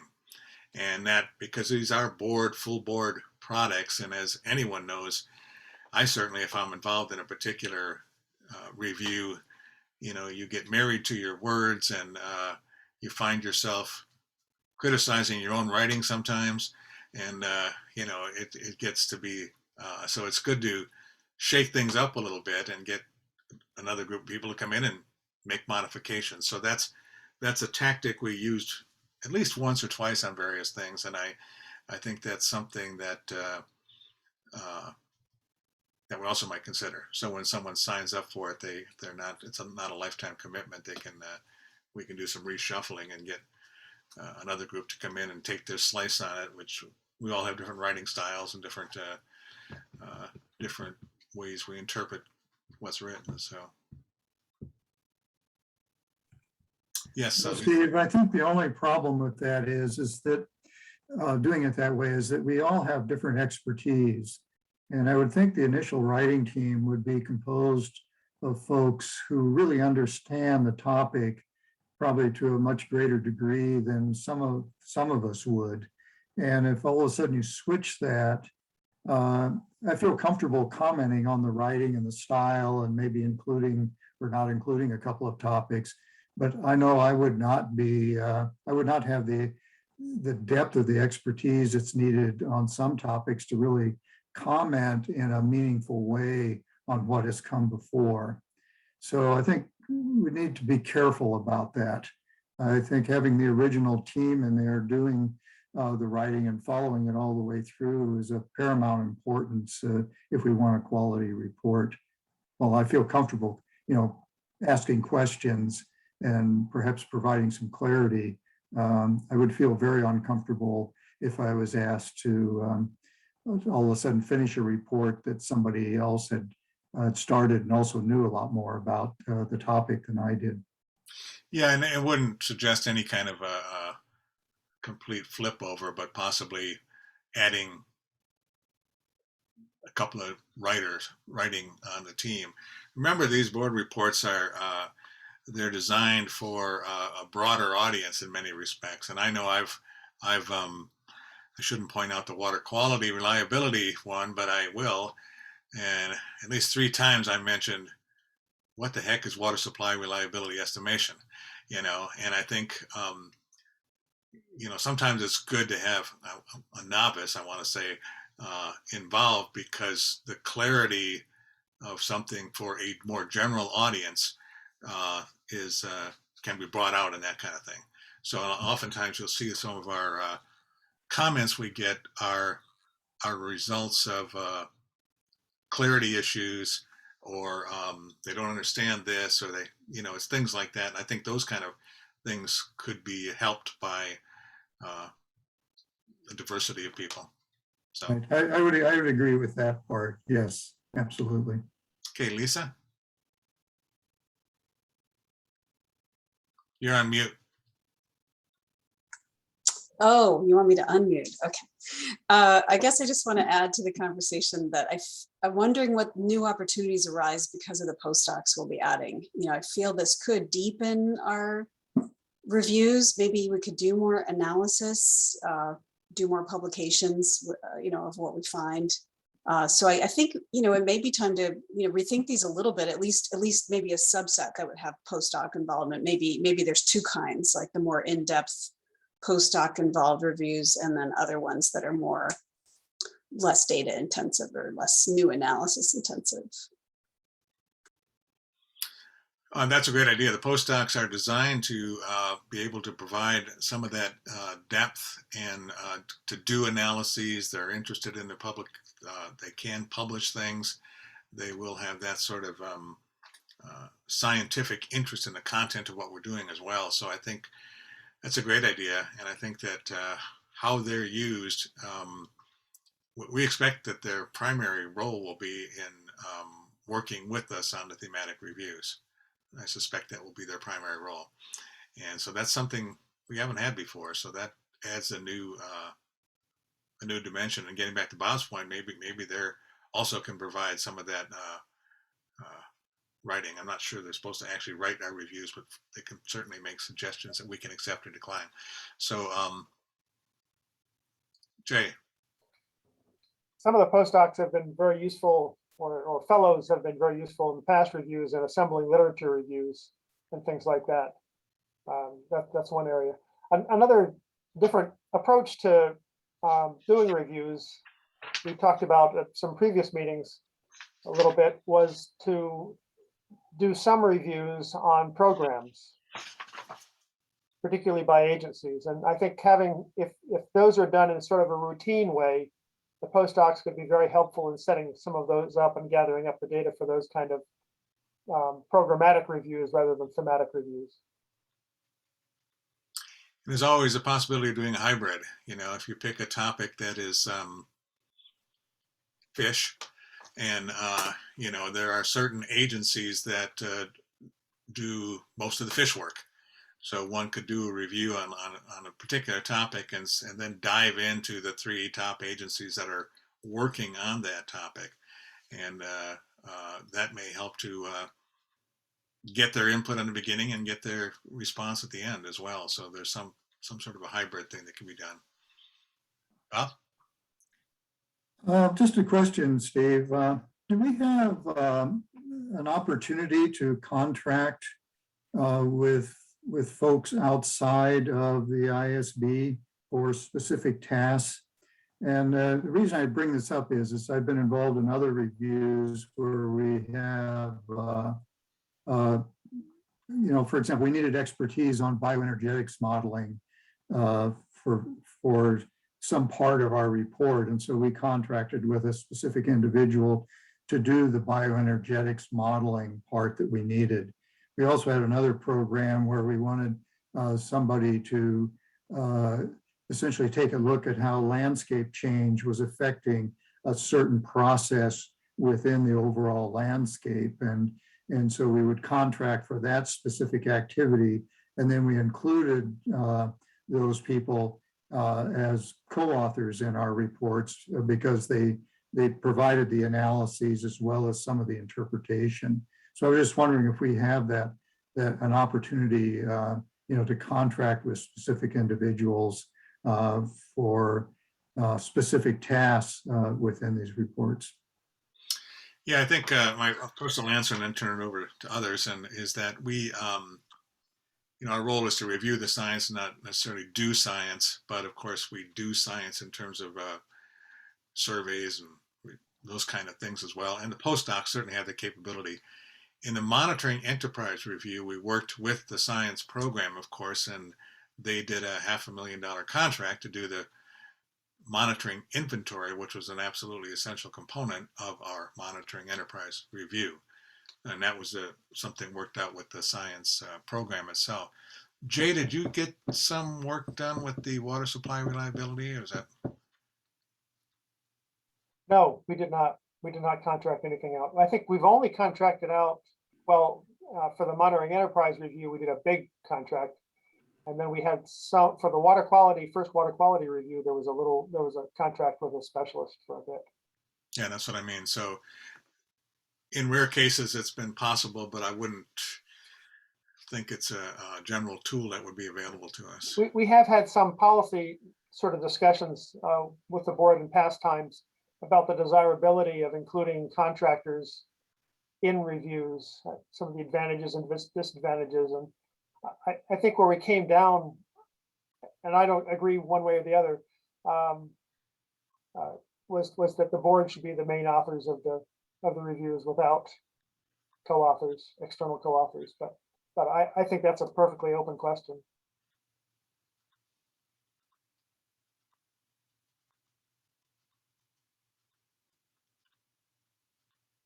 So any other thoughts or ideas?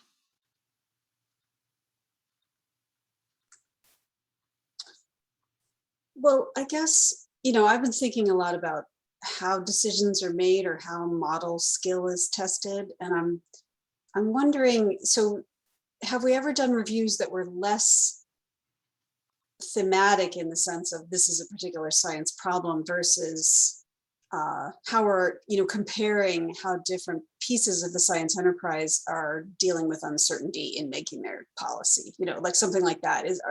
Are these broader comparative studies done, and would they be useful? Well, we looked at IEP, Interagency Psychological Program, and how that operates. And a lot of that discussion was in terms of the organization of the science itself and the structure of the science organization and how effective it was. So in that particular review, we did look at that kind of topic. I don't know if that's what you're talking about or. Yeah, it might be related, but as someone who does decision science, sometimes the exact problem is less important than how you're approaching some aspect of the problem. So we know all models are wrong, some models are useful. So the question is it useful to look at whether models across the science enterprise are ever skill tested? Is that useful? These are some more general questions that might come up that are sort of less specific to a science topic.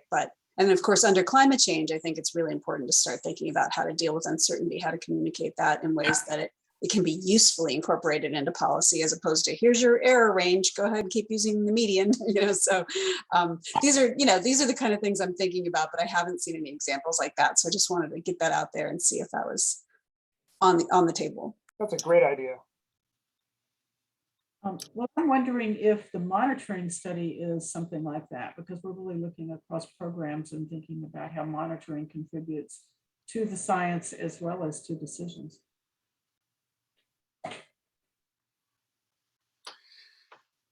Thanks, Virginia. Yeah, the topic of uncertainty, of course, comes up a lot, and a lot of that does relate to not only database, but models.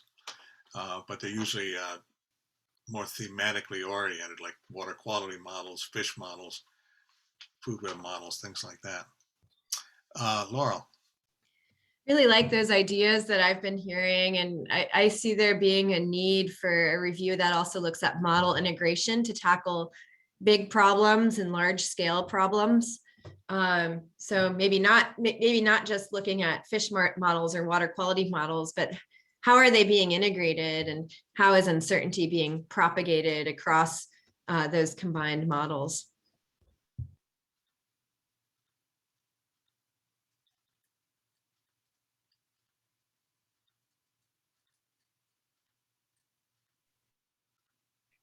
Oh, and I would second that as a need, because in these kind of large programs, that's always a challenge.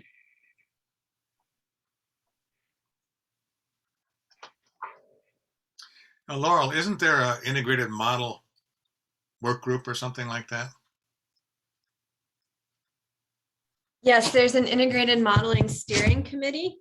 They're trying to launch an effort to develop a collaboratory, which is a virtual space that will enable this combination of models and integration of models. There's a lot of work to do there still. There's a lot of big ideas right now circulating around, but that work is yet to be done.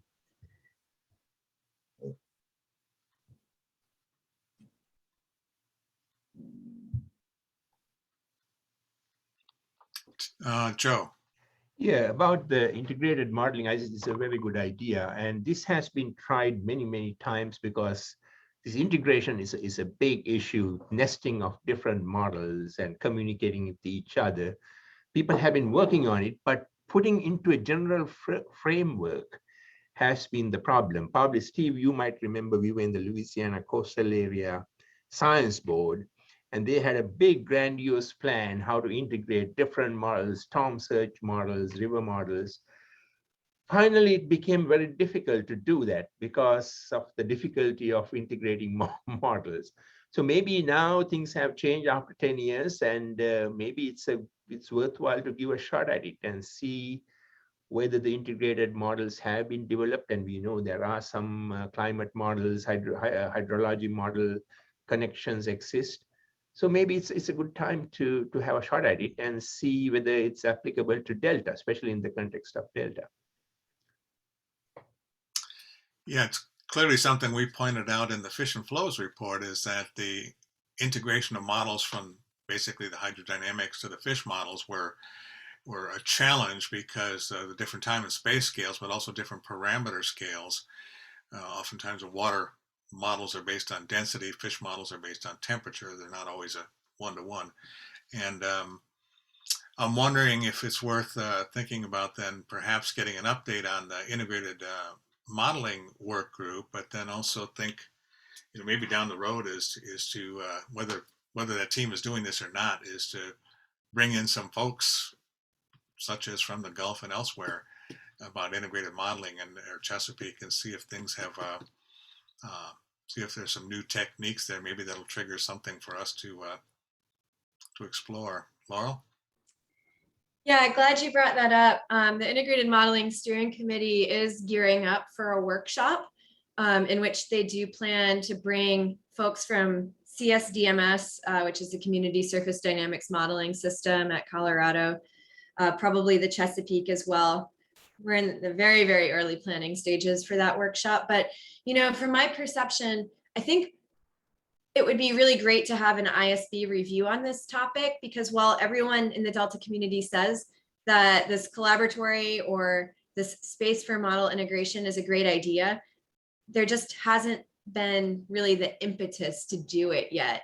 And I think we're seeing from Lauren Hastings' report that these ISB reviews can provide that impetus for organizations to actually commit resources to do something big like this. So I really think a review like this could be quite valuable.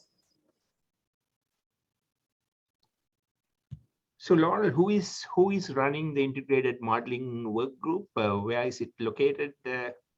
What's the constituents? The council, the leadership is really within the council. It's in Maggie Chrisman's unit, being led by Ben Geske right now. There's it's an interagency group. So the leadership is shared across a number of agencies.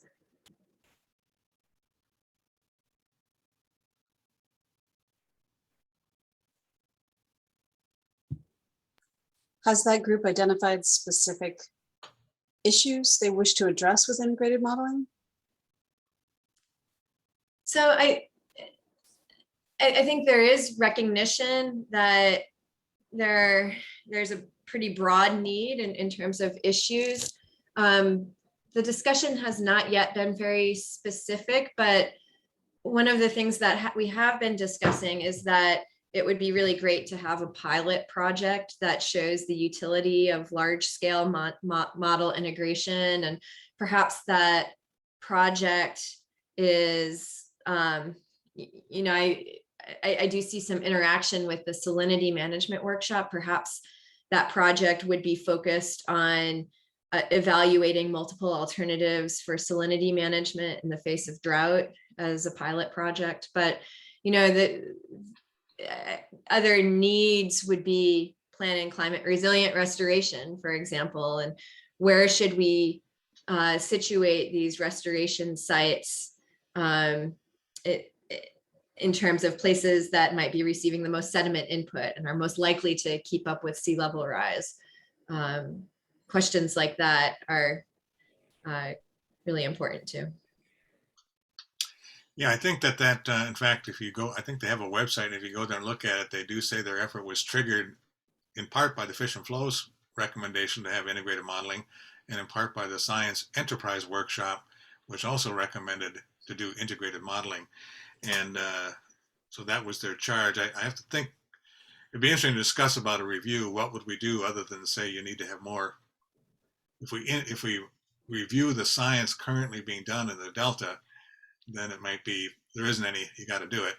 And I shouldn't say that out loud, but you know, we'd have to focus in what we'd specifically want to review in that context. Virginia? So what I keep looking for and have yet to find is a conceptual model of the entire Delta. The value of that being that you could then show the flows between the large pieces and know what the units are, which is essential to doing effective integrated modeling.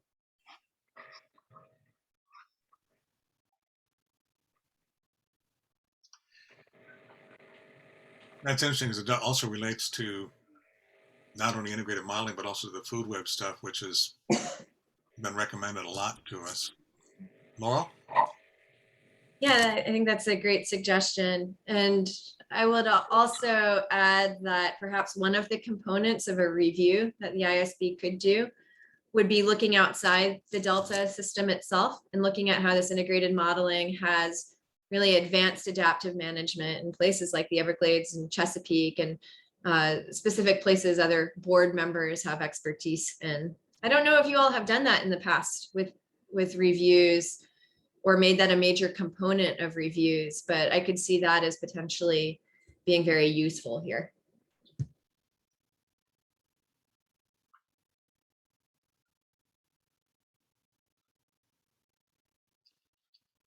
Any other thoughts, ideas on, oh, Jay?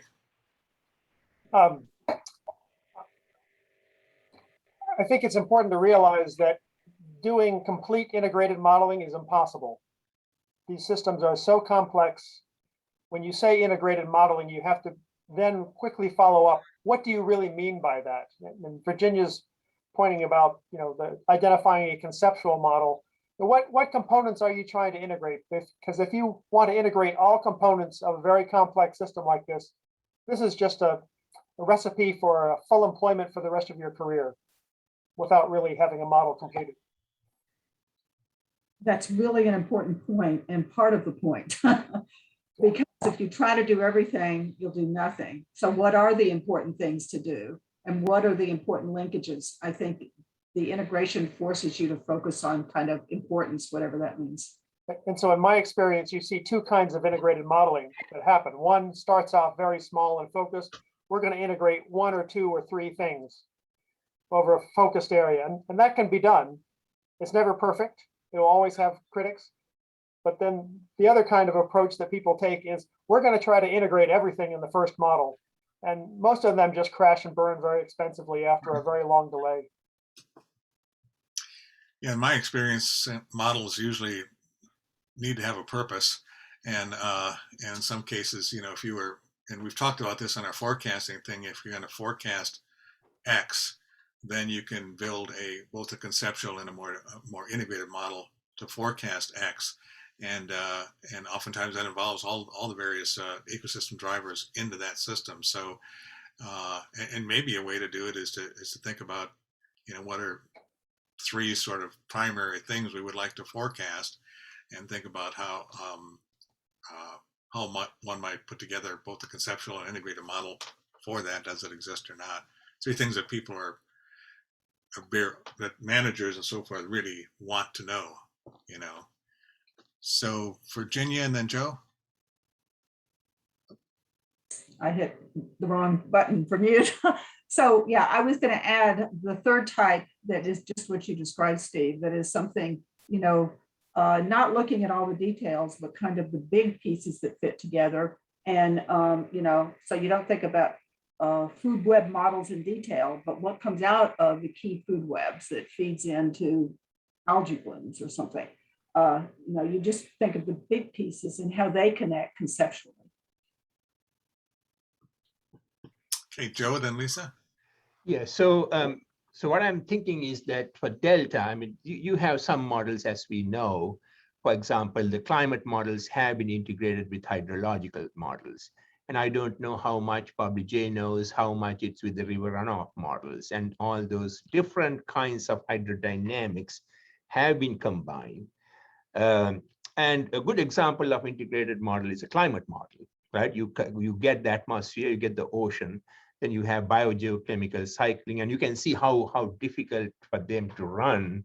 You need a whole government to work on it. So for Delta, might be that there are people who are running. Actually, I remember that we had few presentations. I think Dettinger, he basically once presented the climate model and the hydrological model. And likewise, Jay might want to fill in how many smaller components have been done.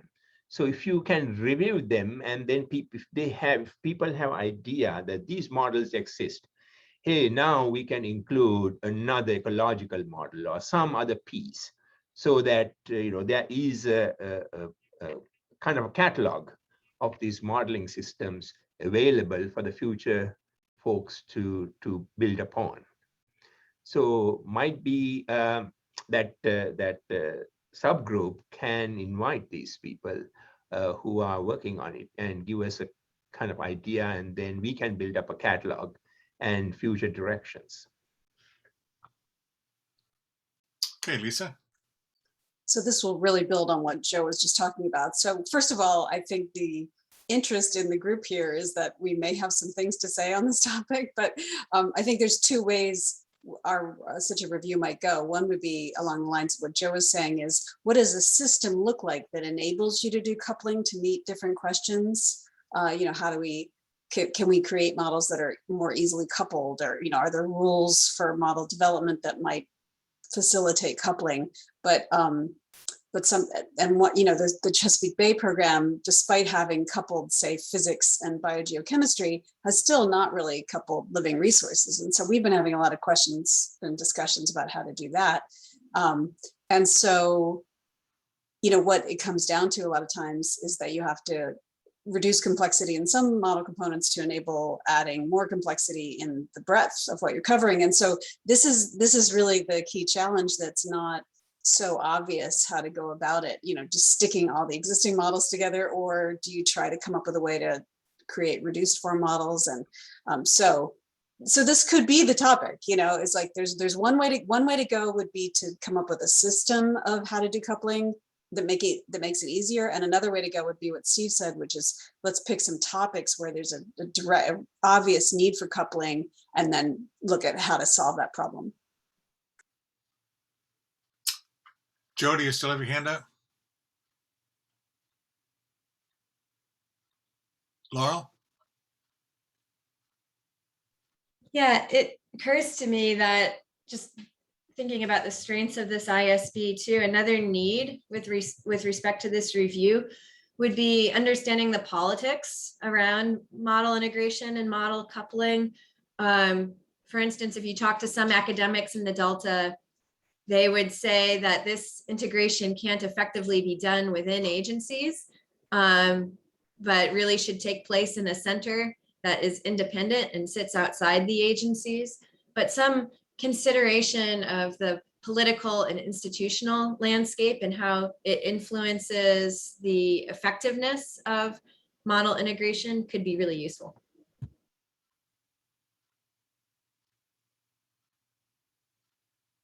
Jay. I guess perhaps as a segue, a lot of these issues come up in the water supply reliability report and in the estimation of water supply reliability, which often involves partially integrated models of hydrology and operations and groundwater, and sometimes economics and sometimes fish.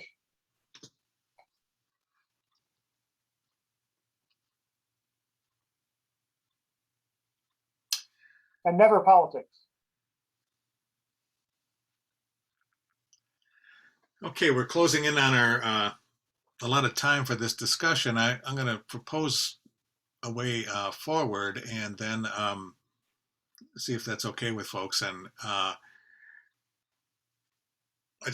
still like to propose we divide into 3 groups. This is for November. We divide into 3 groups, and those groups discuss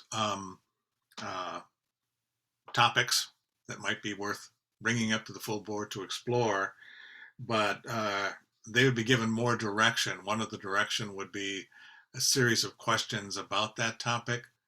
Who's the audience, why it's important, things like that. And then we would also put together, prior to that meeting, a set of criteria that were brought up, or questions that would sort of help guide, set some bounds on those discussions. We would then have the full board meeting to bring up and discuss these topics. And then it seems what we'd probably do is walk out of that board meeting with a series of volunteers who want to, volunteer groups, let's say, that want to further explore one of these topics. Let's say it's integrated modeling, and you got 3 or 4 people that want to explore that. They can explore it and begin to lay down a framework for a prospectus, which is a sort of a one-pager or more detailed kind of evaluation of what you're going to do. Bring that back to the board for December. And then in December, we might be in a position to make a decision to say yes or no on those topics that are brought forward. So brainstorming sessions with some guidance, narrow it down to whatever we think needs to be further explored, assign some writing teams to go ahead and put those together for our December meeting, and then make a decision in December with a list of however many topics we think we want to move forward with. Any, see one or two head nods, any objections or further ideas on that approach? Steve, my impression before I joined the board, didn't the whole board work together on a report? And then it evolved to the team, the small team approach that we now have. Is that a correct perception? Yeah, in fact, what if you talk to Tracy Collier, he said they would have whole board meetings where they would sit together and write during a public meeting. So, and then discuss and write, and they would do all the stuff a small group does in public as 12-member board members. Now, we've moved to the small writing teams to be a little bit more effective in sifting through a lot of the issues and discussions and doing preliminary literature reviews and that. If you're thinking about having another model, I think that's probably a good idea to discuss that. And because we'll also have the postdocs in there as well into this mix, and how we approach an individual review in terms of full board versus writing teams versus groups of writing teams. I think it was the invasives, we might have had two separate writing teams that compared notes. I can't remember which one it was, but there's a lot of ways to approach it once we sort of select a topic. And some may, as Jay said, the way we approach the review itself can be quite different from review to review. They don't all have to follow the model of writing team, take it to the finish line. They can do, like Jay said on the levies. That was all done with a workshop, basically. I guess what I'm thinking is if we sort of reach a conceptual occurrence of where we're headed with the review, having the whole thing being written at once by the whole board might speed things up quite a bit. It might. Every time we, well, I could, yes, we can explore that. Sounds good.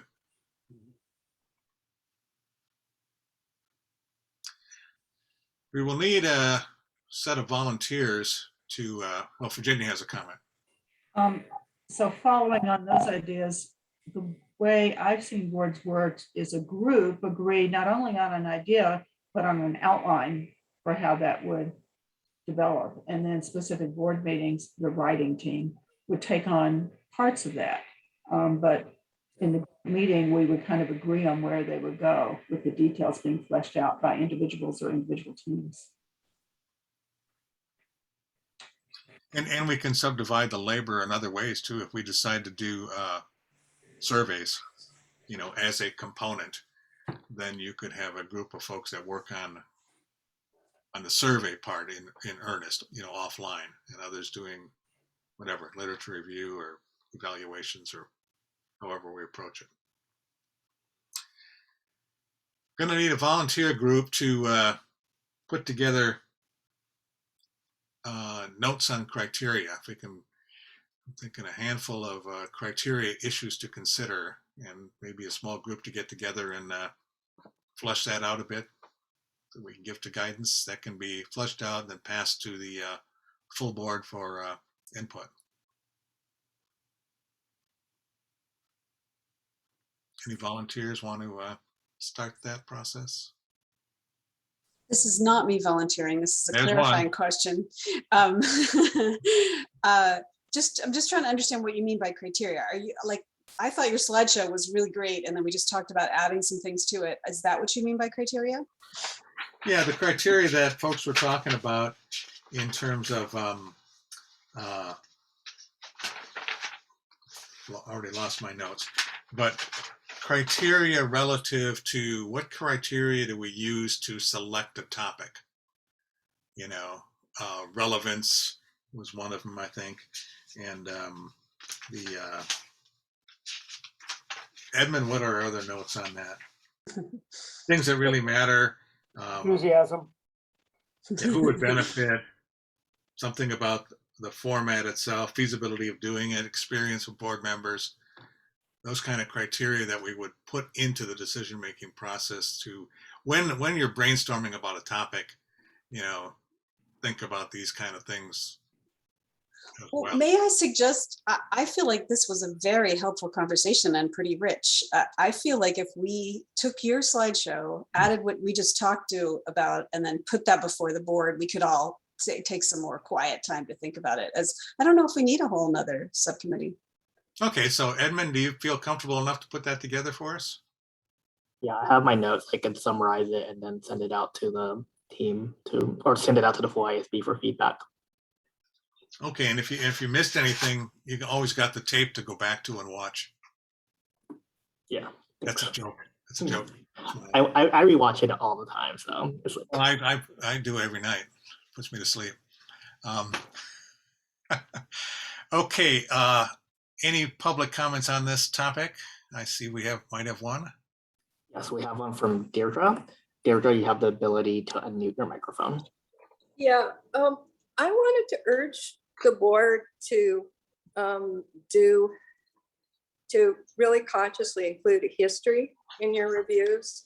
One of the things that strikes me is with Delta management is there's a lot of zero basing of, oh, this whole effort failed, so let's start something new from scratch. And I saw that with a lot of the CalFed and then with BDCP.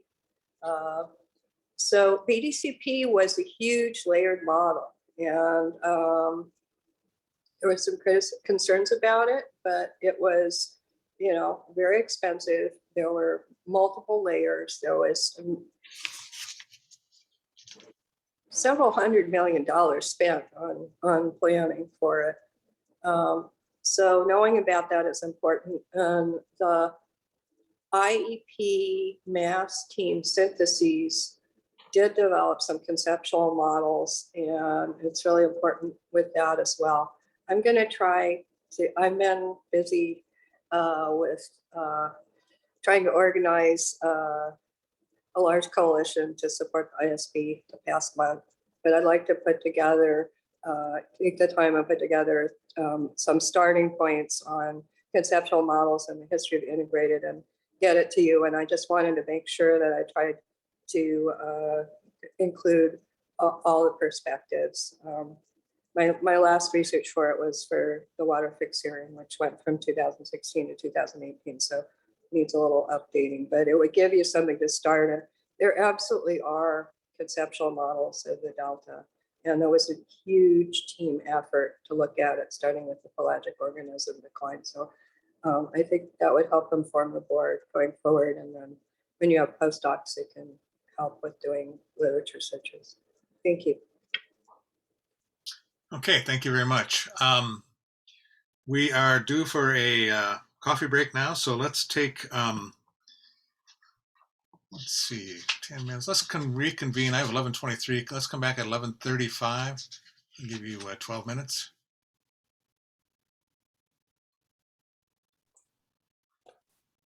Edmund, this is Tom. I'm going to need to share my screen. Do I have to be set up for that, or can I just hit share screen? You can do share screen. You're welcome to test it out now if you're ready. Okay.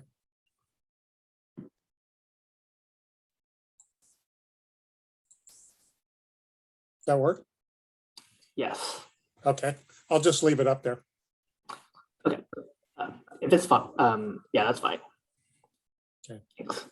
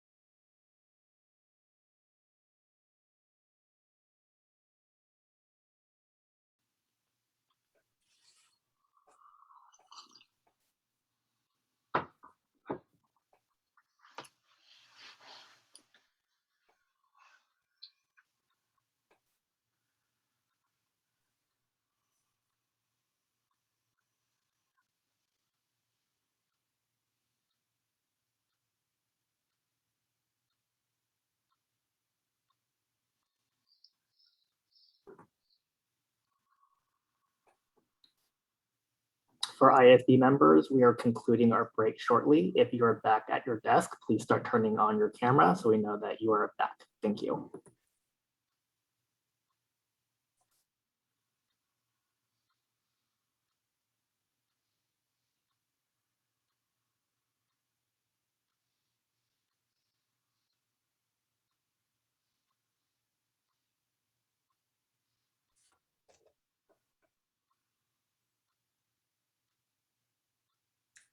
Steve, we have about an hour for this.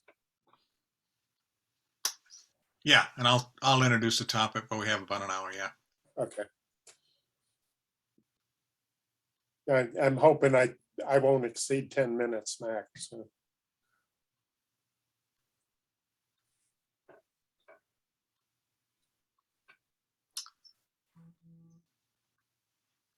Guess we're still waiting for Virginia and Joe.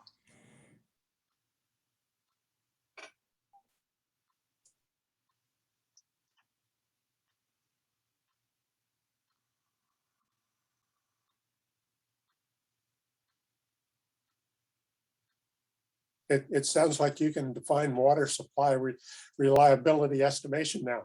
I'm not sure. Getting closer. I'm having trouble defining fish.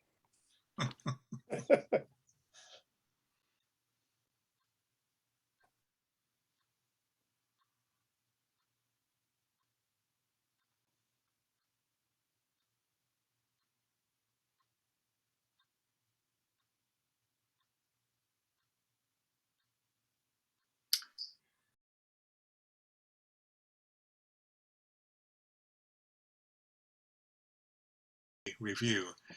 And as background on this review, we put it out for public comment. The public comments were due on October 15th. We received a number of public comments. Now, much of the discussion today would be to review those public comments. Often we try to see if public comments point out something we've missed, or something we said that was wrong, or some need for clarity, to a need to improve the report. And that's the way to look at it, is, are there public comments that will help us to improve this report? At the end of the discussion, right, we really have sort of two options to consider. And one is that that the report is, the content of the report is really not going to change based on public comments, or they can change with respect to identified edits or identified things we would change, and then pass the report as a final report and leave it up to the writing team to ensure that those changes are made. Another option is to say that we want to have one more look at it to make sure that we get all the comments, responses to comments incorporated into another draft, and then postpone the approval per se until November. And so what we'll do is have a discussion. We'll talk about those various options, and prior to taking a vote or making a decision, we would have a public comment period. So Tom, are you going to lead the discussion? Yep, I got the job today. Hey, I'm just going to do two things. I'm going to try and hold it to about 10 minutes. I'm going to summarize the public technical comments at a fairly high level. There's actually a lot of detail in the comments that we received, but what I tried to do was look at it at a real high level, and I'm going to summarize that so you sort of get an overall feel of what the comments were. And then I think it's worthwhile to review what was promised in terms of the prospectus and what was delivered, because some of the comments are sort of resolved by looking at that. So I'll do those two things. I thought I would start with the issue that Steve raised. It's sort of the definition of what we're talking about: water supply reliability estimation. Water supply reliability is easy, and it's actually defined in the Delta plan. It's the balancing of supply and demand of water. After that, it gets horribly complex. That's the estimation piece. And it's basically an engineering approach to answering that question of how you balance the supply and demand. And I think everyone on the board has seen enough of that kind of debate to know that it's a very complex thing. It involves values and technical aspects. So let's look at the technical comments first, the public ones. There we go. We received, I guess it was, what, 6, 7 comments. And I'm going to go through them in the order received. Dick Norgard, our former board member, wanted us to do a better job of describing the conceptual model. And looking back at it, I think we'd agree with him that we could do a clearer job. So we're going to work on that part. Dick raised an interesting point, and it really pertains to reviews in general. He wanted us to emphasize a lot more of the science aspect of it to improve modeling, particularly with regards to climate change. He thought a better job could be done there. Ben Bray sort of illustrates another type of comment we got, and that was from the modelers. And by and large, the modelers really liked what we had done because they were looking at an explanation of what their effort is. And we got quite a few technical suggestions to improve it. Tom Zuckerman raised a real interesting point, and that is the whole issue of water supply reliability for the Delta itself. Water supply reliability in the Delta plan refers to all of California. So it's a very different perspective that Tom is raising, but it's nevertheless a very important one. And it turns out there's a lot of other state statutes besides the Delta Reform Act that bear on that. The Central Delta Water Agency asked us basically to do the same thing, to look more at the Delta, but focus on the whole system, because what goes on outside the Delta is as important as what goes on in the Delta with respect to water. The Westlands Water District fundamentally raised the issue that we didn't treat demand enough, that one can deal with water supply by managing demand, was their point. And I think they're right. We probably can talk about that as a tool, because an example is a farmer has choices as to what they plant, whether they put fields in fallow conditions, and that's all sort of managing the demand side. The state water contractors raised the point of relating the estimation to adaptive management in the report. And I suspect that's an area that when we think about it a little bit, we can help. And then the last one was a combination of agencies. They're listed on the, or not agencies, alliances. And they had numerous recommendations for technical improvements and requested more graphics, something we heard from some others. In addition to the formal public comment,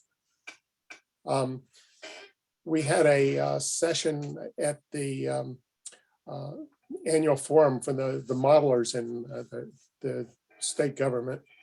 And we asked them to comment on the report. Now, this is a very different perspective, because all of these are modeler types. You can see there's 2 private sector and 2 state agency ones. And by and large, the discussion was very encouraging, that the report hit the mark. And we even heard the phrase "great report." But they pointed out several things that I think Jay and I are really struggled with in the reports, and that is, not only does climate change need to be expanded upon, but environmental flows are a real challenge for water supply reliability estimation. Regulatory change is something that is not easy to consider, and they can have huge impacts on what water becomes available and how it's used. There are challenges with the modeling community. They sort of live in silos, and so it means the models themselves, whether they're very well validated or invalidated, depending on your point of view, it becomes an issue. And then one thing we've heard quite a bit is that these models have become complex enough that it's very difficult to communicate the results in a meaningful way to the decision makers, because there's so much uncertainty, there's assumptions that are just difficult to grasp. You'll also, what I was going to say was there were 93 people that attended that session, so there was a good deal of interest in it.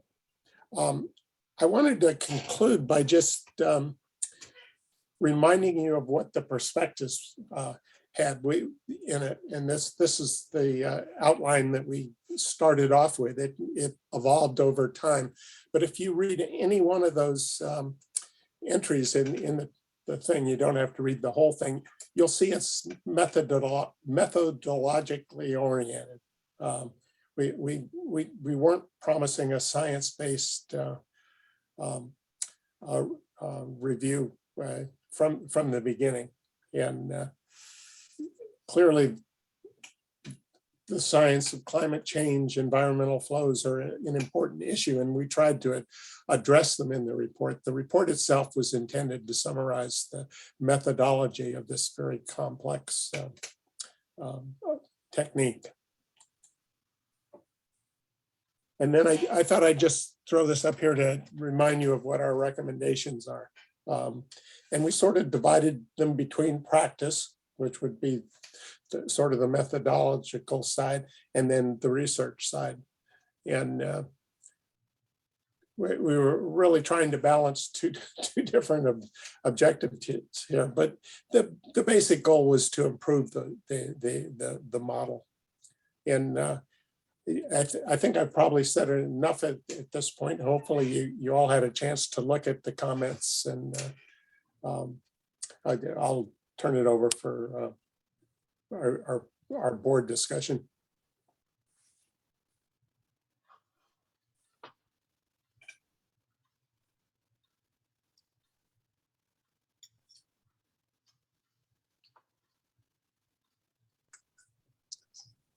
Well, it's a lot to chew on, Tom. Yeah.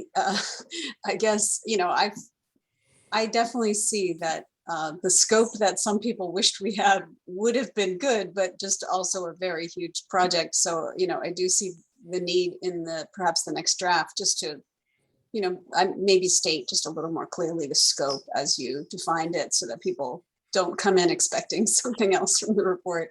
I wondered, did you have other suggestions already, like ways that you think could clearly be used to improve the report, or do you want us to just weigh in here, because it's a lot?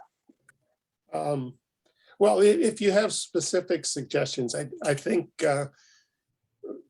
it's been pointed out at quite a few places where we can improve the clarity, and one of them is the one you just mentioned, what the scope of the report is. We actually omitted that in the earlier draft, and so we've begun the report with a statement of what the report is intended to be, and then as I alluded to the comments, there were just a lot of technical things that people recommended we fix, and it's just an issue of going through it and doing it. I think most of them are addressable without a lot of work, except there's so many of them, it's going to take some time to do it. I'd like to follow up on that. What Lisa just said too is, it seems when I read through the various public comments that there were some that emphasized, it was on emphasis and scope. and they wanted a broader scope and or greater emphasis. And I think one of the ways that that could be done is have a little section on motivation and scope. And that's exactly the section that was in our water quality review. I think it might have been the first section of the water quality review, and I think you could use that as a model that talked about motivation and scope, and that would not only emphasize the need for this and bringing up drought and so forth, but also the scope of what this is and what it isn't. So that's one thing in the water quality. I think it's only a half a page or something, or maybe a page in the water quality review that really sets the stage for what the review is about and what it's not about. And then sort of at the tail end is also something that is in the water quality review, and that's sort of like concluding remarks and next steps. And something could do that in terms of I know there's specific recommendations, but all in terms of next steps, in terms of either a review or looking deeper into the science, or some general statements that might encapsulate some of the comments you've received in terms of things that people might have wanted in the review, and just say those are, in essence, important things. And that's sort of something that someone ought to be looking at down the road. So that's the sort of the bookends, I think, that would help with the sort of non-technical stuff that were in a lot of the public comments. Yeah, I think Jay and I would agree with that. So Tom, I've got a couple of questions for you. First, the first one has to do with Richard's comment about conflict of interest. And that's in his review, that seemed to be a very important one that was brought up, that there was a severe conflict of interest. And how do we deal with that? Is it real? And if it is real, how is it dealt with? Then I've got one other question for you. Well, I thought about that, and I'm not sure that the board is the right place for a conflict of interest. And so that was why I didn't include it in these comments. In my summary, I tried to just address the technical comments. And I'd really defer to Steve on, how we deal with those kind of issues. The conflict of interest is very clearly spelled out in our operating guidelines. What qualifies as a conflict of interest, what does not qualify as a conflict of interest. And if you look at our guidelines, there's, which I could pull up, but it's very specific. In terms of an professor at a university, there's even a specific reference to the conflict of interest if you are a professor at a university.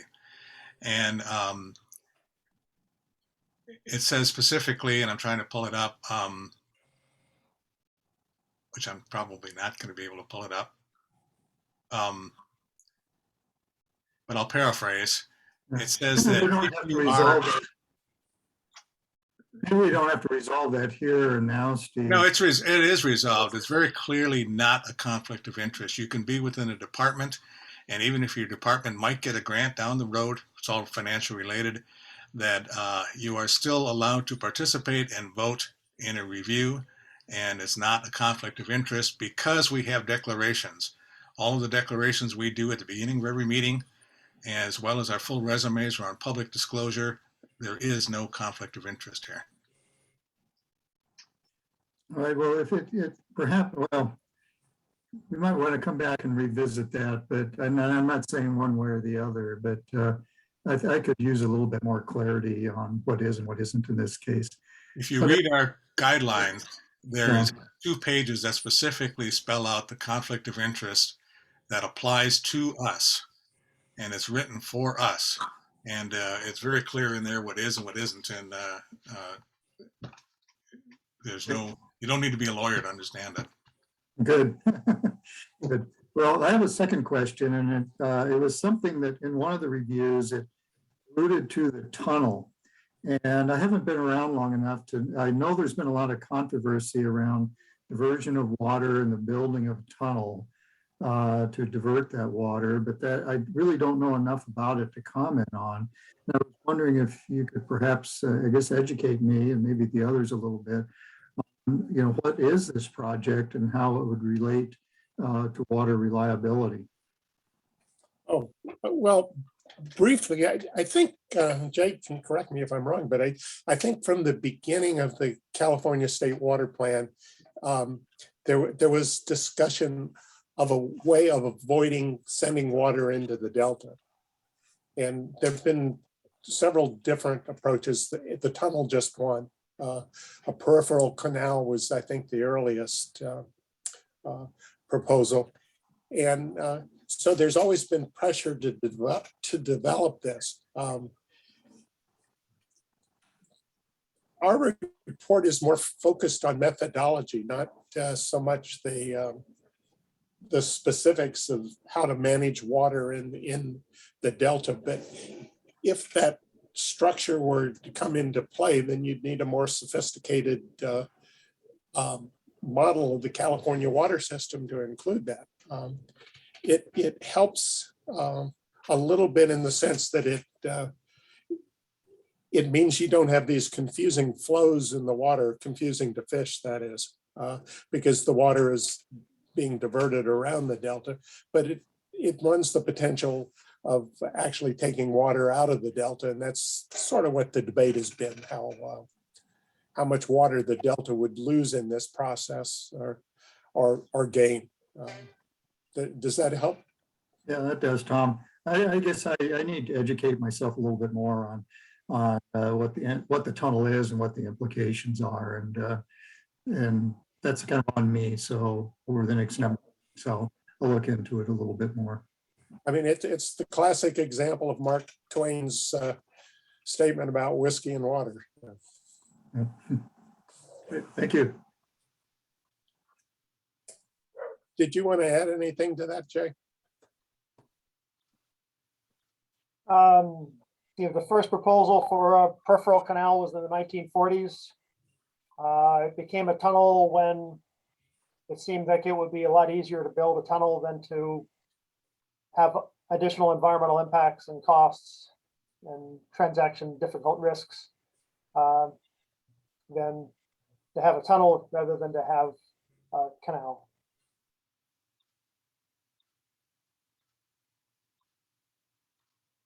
I have a quick question. Tom, you did a nice job, I thought, of summarizing the kind of high level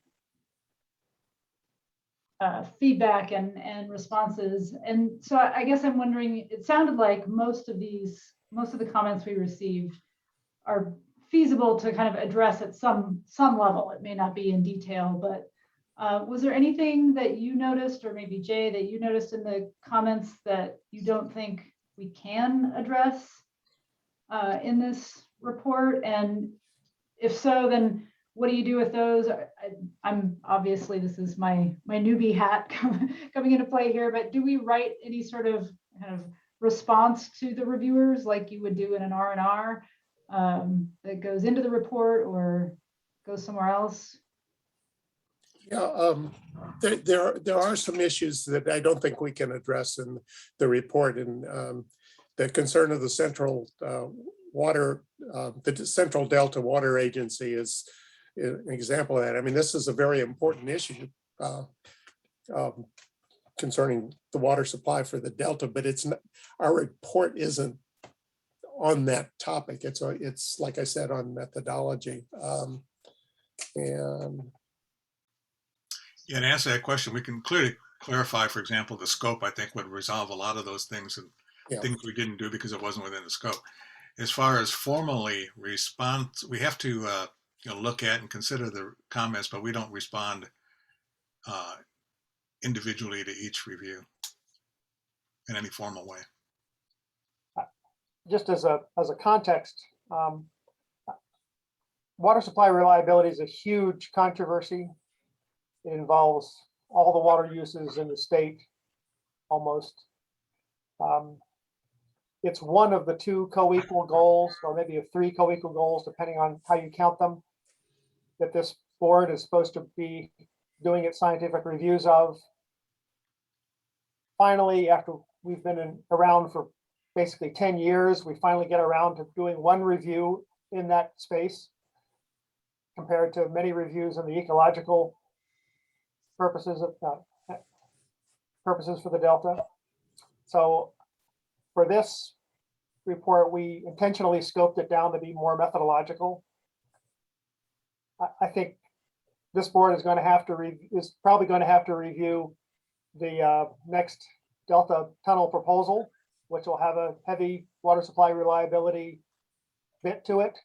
And so hopefully this kind of review will give the board some orientation and background for reviewing an application of water supply reliability to a real project that we have that comes before us to comment on the science of how they worked on with it.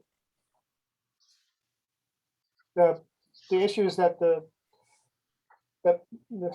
many of the stakeholders comments in terms of they would like to see some evaluation of Delta water supply reliability and like I think those are really important comments, and I think we should probably address them by saying that that's a good next report.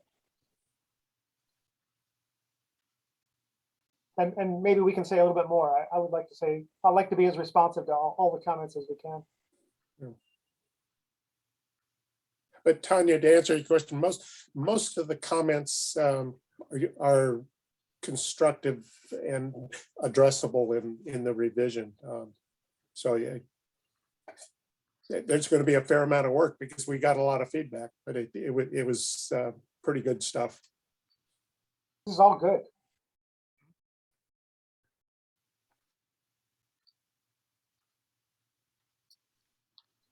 Joe's hand is up. Yeah, Tom, can we get the next slide, please? Your recommendations slide. Recommendations. Yeah. There we go. No, sorry, the recommendation slide. Yeah, so the reviews recommendation here, you have more than this probably, right? Is this, how did you arrive at this one? Is the whole review or? These are from the review.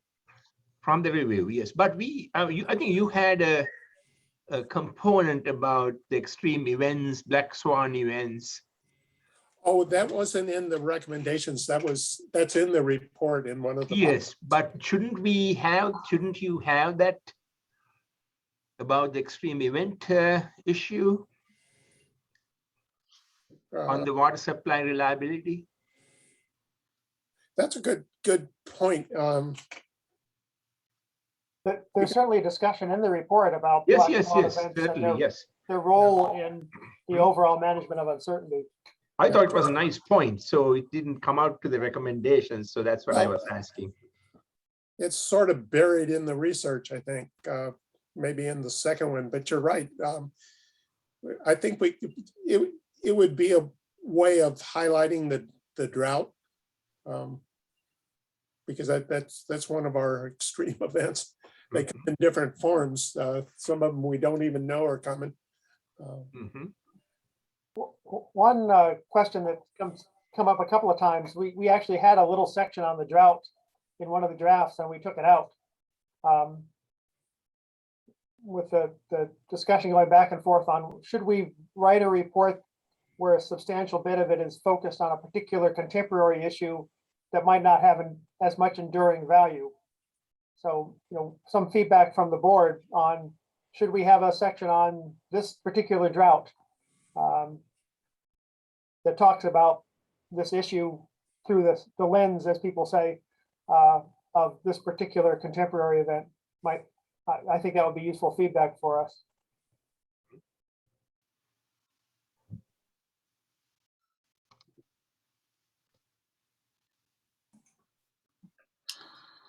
Well, it seems that you've got this point about improving methods to reflect non-stationary climate and uncertainty. Oh, sorry, Bob, I didn't see your hand when I started speaking. Hope I didn't cut you off. Go ahead, Lisa. Anyway, I mean, that seems like the area where, you haven't really fully addressed that as the focus of the report, but that could be where you say these are the kind of things that need to be done. That seems like you could nest a lot under there that would cover a lot of the comments. Yeah, I agree. Yeah, and I agree with Lisa too, in that I think the report needs to have perhaps a short section on this, just because the drought is of such historic importance. It's something it's contemporary, it's important. It'll grab the interest of a lot of folks, no matter what you say about it, even if it is outside, the normal bounds of what you may be doing or anything. But it's such an important event. I believe you do have to say something about it, and I guess I would encourage you to do so. Yeah.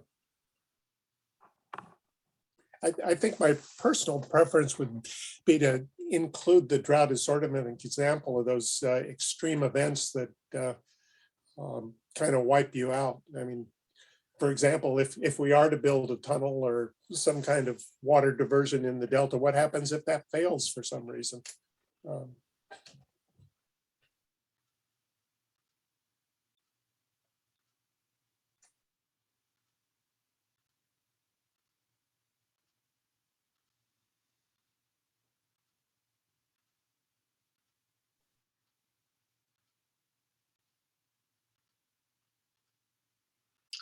So Tom, if I can, it looks like what you're talking about is obviously doing a revision, and to me at first glance it looks like there's enough content improvements that we should hold off a vote until the next meeting. Is that what's your thought? We can go either way. I mean, we obviously have a lot of work, and it might be best if the board gets to see what we do to it. Yeah, I agree with that. I'm not in such a hurry to finish this off. I want to make sure we do a good job, and the board is going to have to think about water supply reliability in the future. And so I don't mind that they would have to think about it a little bit more before this particular review is finished. So would it help, I was talking about before about mixing, would it help to have a couple more, one or two more writers join your team for this next revision?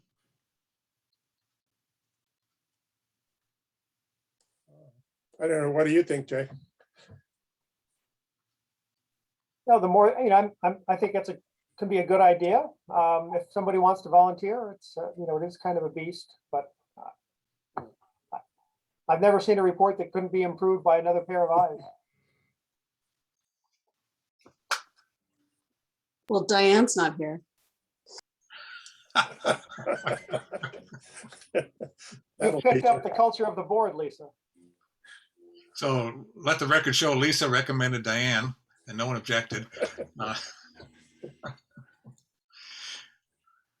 Does anyone want to volunteer? One or two people, or I guess I don't know how many. Who is your writing team now? Jay and Tom and Joe? Well, yes, I was in, and earlier I part of the writing team. Then I kind of started concentrating on MER review. I mean, certainly I will provide some input, definitely, but having one more, I think it would be nice too.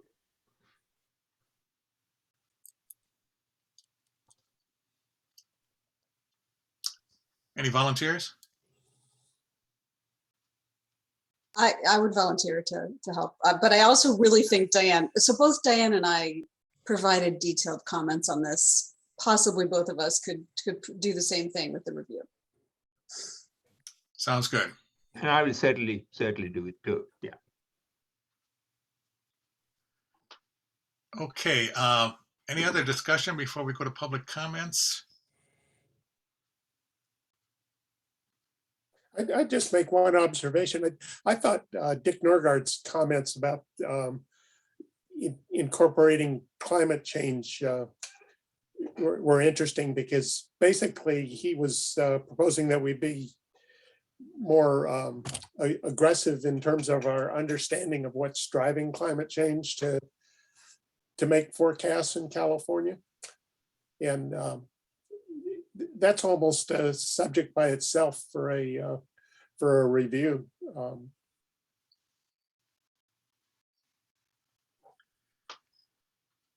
Yeah, it seems going through the report and making sure that if there's places that climate change itself needs to be considered is something we should do for all our reports, but maybe it's worth having another glance through and see if there's opportunities that were missed in terms of emphasizing it or pointing it out or point out exceptions or whatever. So, Yeah. One of the things I enjoyed most working on this report about was thinking about climate change estimation and how different scenarios and different outcomes of climate change might be represented in water supply reliability estimations and analysis. And so there's a section in, I think, a box in the report that talks about different climate models, different atmospheric drivers in terms of assumed scenarios, different downscaling methods, different bias correction methods, and all of these sort of cascade in your error analysis and your probabilistic development of a probabilistic analysis if you want to do a fully integrated approach to it. So I think there is some more than usual sophistication in the discussion of climate change in this report compared to most reports that are done in this field for California. Yeah, Dick's concerns about how we handle climate change, I think, are addressed, and I think it's table 2. But again, this is such a technical report; it sort of gets buried in there, and just focusing on the climate change element by itself, because it's more than just water supply reliability; it's the ecology of the delta. And, one of the difficulties of the subject is it's inherently synthetic, and it inherently requires you to integrate climate, hydrology, operations, water demands, policies, regulatory policies, operations, infrastructure capacities, and environmental flows into an analysis. And it's never going to be perfect, but we can comment on the state of the art of it and maybe directions for improving it. So going forward, would you make another revision on this before we start looking at again, or what's the way forward here? yeah, I think we have to clean it up in terms of the comments we got, because we got a lot of good comments. So.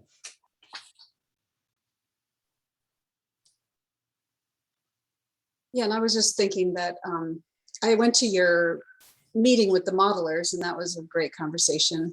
And it surprised me a little bit how many of them brought up the issue of environmental flows. And I was reflecting back onto how that was handled in the model. I mean, it's not a modeling issue. It's a policy issue, right? How important are environmental flows going to be in your judgment? And I guess there is, new policy and new laws on some of this stuff, but had you thought through how to bring that in? It seems very difficult to me, given your scope. Well, that's one of the reasons why we have it listed under research. Clearly, it's very important to estimating water supply reliability in California in many, many cases. And I think it's also important for the management of ecosystems, because we have ecosystem water demands and ecosystem water supplies that are being managed for ecosystems. So just like we're managing water for agriculture, managing water for cities, we're also managing water for ecosystems. And so perhaps ecosystem management can benefit some from the kinds of analyses on water supply reliability that have been beneficial for cities and for agriculture. So it is kind of a mess, but I think it's always been a mess. It always will be to some degree, but I'd like to see us stagger in a better direction.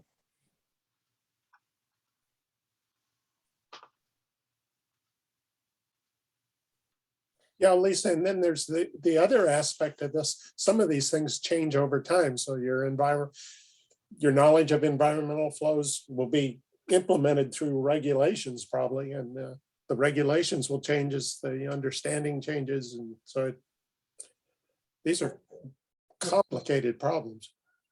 There's quite a few different approaches to representing environmental flows, from minimum flows to some variance or indices relative to natural flows, to full-blown sort of ecological population life cycle models that have habitat and flow in them, as well as the water supply operations. So Yeah, I mean, that's kind of of my point, is that you can't very thoroughly address it without the policy being more fixed. So that well, would seem the to me. policy isn't fixed. I mean, that's part of the reason why I want to spend some time on that subject in this review. Is the policy is not fixed. The people are discussing how to establish these policies right now. I mean, and for the next probably 10 years or so. So how we, bringing this up as a research topic of different ways to incorporate environmental flows, I think is very timely and useful. Because I don't want to, if we could pick one way and it's, whatever way we pick is almost certainly not going to be what happens. I agree with you, Jay. It really is an evolving science right now, and it's moving very quick. If you think back, say, 15 years ago, there were a few people in stream ecology, river ecology, talking about the topic of environmental flows. But since then, it's really taken on a life of its own, and there are many approaches to how you do it.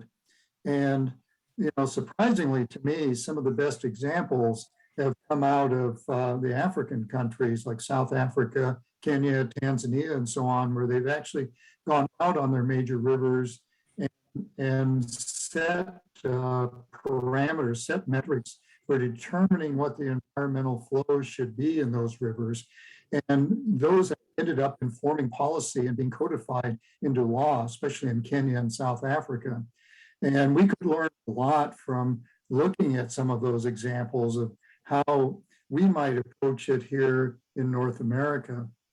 But it's evolving very, very quickly. And having at least a chapter or a section of the report on obviously the kind of the rapid emergence of these approaches, may act as a stimulus to do something very positive for the Delta going forward.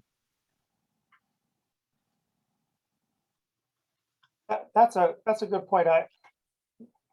We tried to have a little bit of a section, but it's only a page or so that reviews that massive morphing literature. And I would love to get some of the citations to King's building block method from South Africa into here. Okay, well, I can certainly take a look at that and get back to you with a couple of reviews that have been done in the last couple of years on approaches that have been taken, in Central Africa and South Africa. Great, thank you.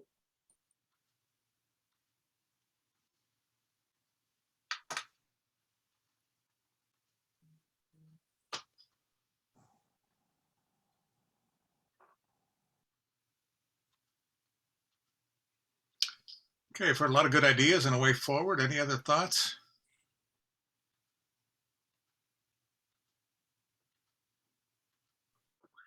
Okay, Edmund, do we have any public comments on this? There are none. I see. Sorry. There is one now. From Deirdre.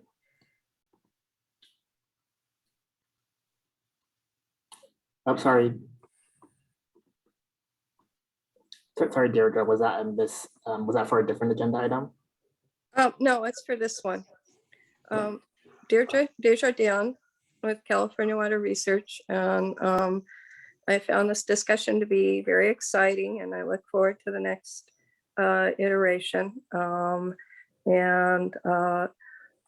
did want to emphasize, so there was a major development towards the very end of the review, which was the 7 to 9 degree temperature anomaly in the Pacific Northwest, and this extreme precipitation that we saw in Europe and North America. And those are not, either they're black swan events or they're not predicted. They're not predicted by the current models.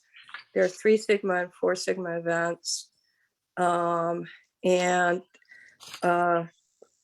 climate modelers are thinking that there are some nonlinear feedbacks in the models nonlinear feedbacks that just aren't captured in the model. So there's a lot more uncertainty currently than was before. And I did in our comments include a cite to a paper that just came out. It's a preprint, but Stephen Ramsdorf, it's from Ramsdorf's University in Germany. But it's a very active emerging area, and I urge you to consider that and maybe consider elevating a black swan event to a recommendation, because everything is indicating that that's a very real consideration. And I'm thinking agencies should be doing tabletop models of what to do in certain cases, like an extreme precipitation event or, an extended drought. Thank you. Okay, thanks, Deidre. Any other public comments? Any questions? There were no additional public comments. Thanks, Edmund. We'll move on to the next item, item 8, which is the preparation for upcoming Delta meetings. Right now, we're scheduled for November 15th and 16th for a probably 2 full-day face-to-face meeting. And the thought here is to have one of those days be devoted primarily to field tours, more or less following up, I think, from our last outline of field tours that we had planned in for August. And then the second would be a full day meeting, but concentrating on small group meetings, like we mentioned, to do the brainstorming sessions. And then to the main topics for our full board meeting would be to discuss in-depth topics for future reviews, and then deal with the water supply reliability revision and see where we are with respect to the monitoring enterprise and the public comments we got from that. Both of those are potential action items to approve those reviews. We looked at having a face-to-face, and I know at least one of you can't make it for the November. We looked at face-to-face in December. We currently have, I guess, 2 dates, the 9th and 10th, or the 2nd and 3rd. I think we're moving to the 9th and 10th of December, but there's even more complications for face-to-face in people's schedules for that meeting. So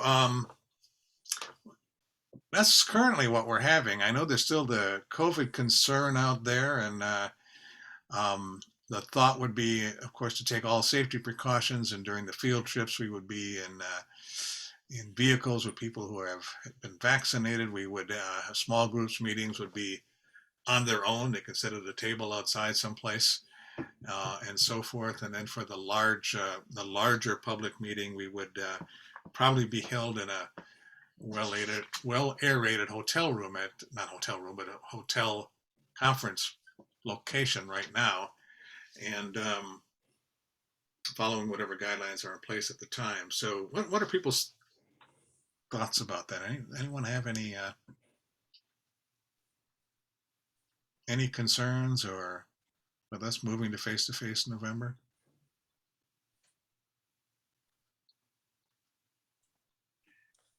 It's interesting. Go ahead. Pardon, Bob?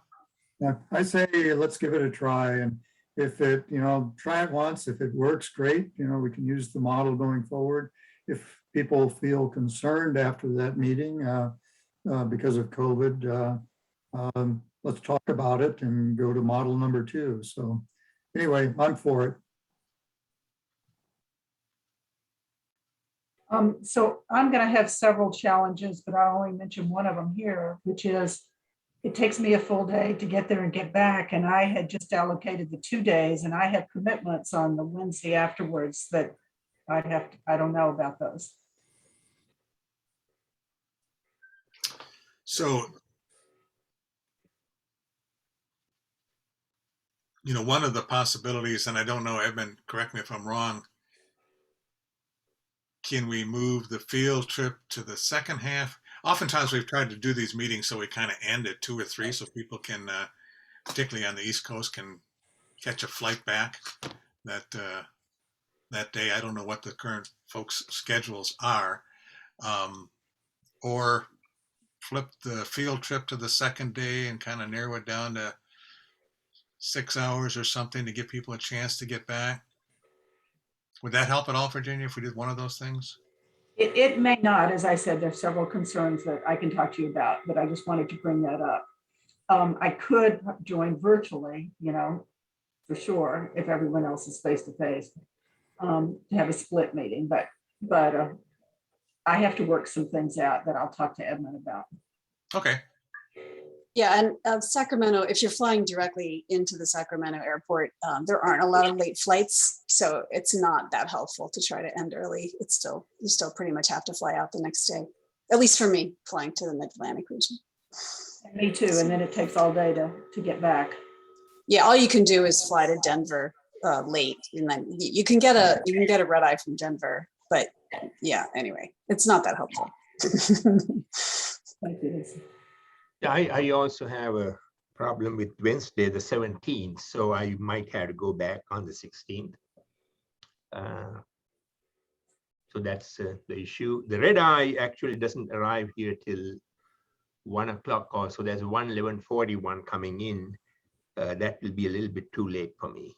So, so I might have to go on 16th, halfway through, go back to South Bend. So that's Tuesday. So it might make sense to do the field trip on a second day. Joe, you've been to. That's right. I have been many field trips. Yes. Mm-hmm. I have to leave also on the 16th because I teach on the 17th. But Denver, I can get back. Probably there's usually like a 4 o'clock or so flight, the latest. Will get me home 5. But just as long as the field trip. I mean, I think the benefit of us coming out for this meeting is to do the field trip. And so I think there should be some prioritization that whoever can come out, if they haven't done the field trip before, should do the field trip. That's my preference. Yeah, I think we had organized it the last time so that there was one car going to the airport because there were a couple people that could fly to Denver by 4 or 4:30, so they would participate in the morning part and then by 2 o'clock be off into the airport, sort of a scheme. But we'll work on with those parameters that a couple people have to leave that Tuesday mid to late afternoon and see what we come up with as a schedule. Okay, and then I think we're going to go into a situation where we'll probably do alternating face-to-face, and what Edmund will do is send out we want to set up our calendar for the full year. What we might do, and as an initial start, is trying to have you block off 2-day periods and to start, and then once we see what it's like, we can decide which ones of those are going to be face-to-face and or half day. Usually it's a half day. Sometimes it's been a full day by phone or video. You should get that fairly soon so we can start setting those and locking in those dates. I think Edmund will do a call for blackout dates to start. So when you're at a meeting or something. Edmund, am I missing anything on the upcoming meetings? I think we're good. I'll just clarify, I have the blackout dates. Calendar appointments will just be sent out. Okay, Bob? So Steve, should we book flights for the November meeting? It's one thing I need to do early, living on an island. I need to make arrangements to get off the island. Well, I'm thinking I can't see anything to stop it. Now, we all come in, usually most of us come in the day before, and you can, with the new being on contract, you make your own flight arrangements and get and then claim reimbursement afterwards. You don't have to go through the state system anymore. We're still subject to state meals per diem reimbursement. But in terms of the plane, I think you can just go ahead and whatever makes the most sense. Okay, so arriving on Sunday and probably departing either Tuesday night or Wednesday morning early. Yeah, okay, great, thanks.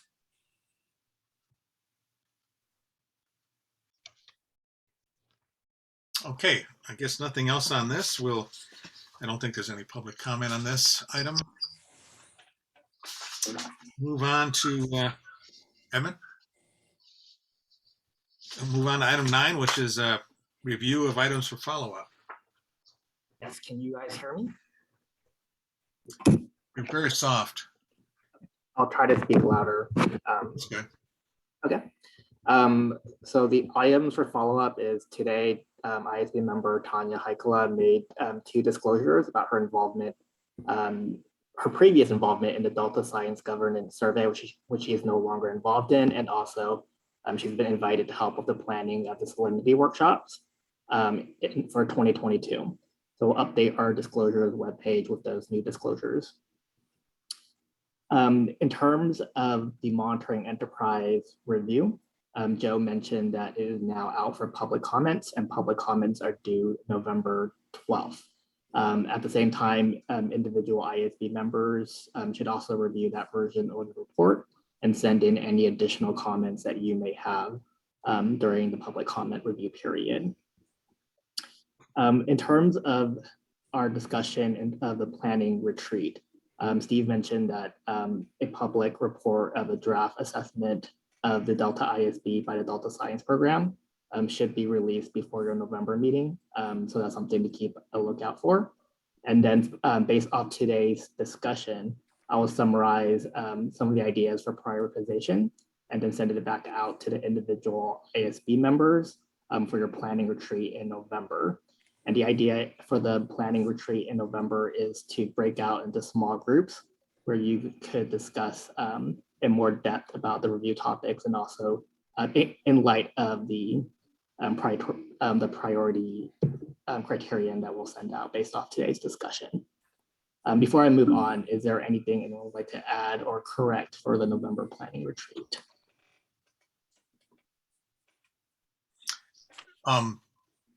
Edmund, I just saw Karen had a comment about in the chat, what about a Sunday, Monday meeting rather than a Monday, Tuesday meeting? And I guess I've always thought that the Sunday or weekend meetings were more of a problem for staff. Is that true? I think it depends. If you want your Sunday to focus on the retreat, you'll most likely won't get any. If you want to invite guests, that might be a little difficult. But if it's just like a planning internal retreat, that might work. And then the Monday could be the tour. But that's just a consideration. Obviously, staff will need to get the staff that will provide support for the ISB will need to get the approvals to work. You know, on that note, one thought would be, and I don't know what people's weekends are like, but or how long it takes to get there. I guess people from the East Coast, when's the soonest you can arrive reasonably on a day?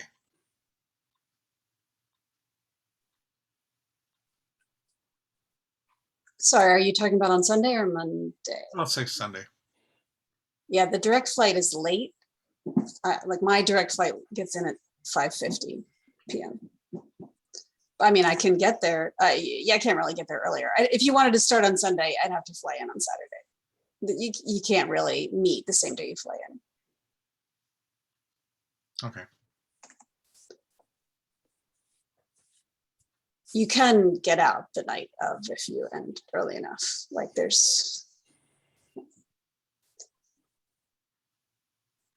I don't know about Virginia, but I'm actually looking at flights right now. So I would like it. There's only one seat left at a reasonable price on the good itinerary. So I would like to make a decision sooner rather than later. Okay, so I think we'll go with what we said. Start the meeting Monday morning and try and end it in time for people that want to catch a 4 o'clock flight to on Tuesday to be able to catch that flight. Yeah, sorry, I'm just catching up with my calendar. I have a workshop all day that Saturdays too, so I couldn't fly on Saturday. Sorry, that whole period's pretty booked for me. And I just kept that Monday and Tuesday for this meeting.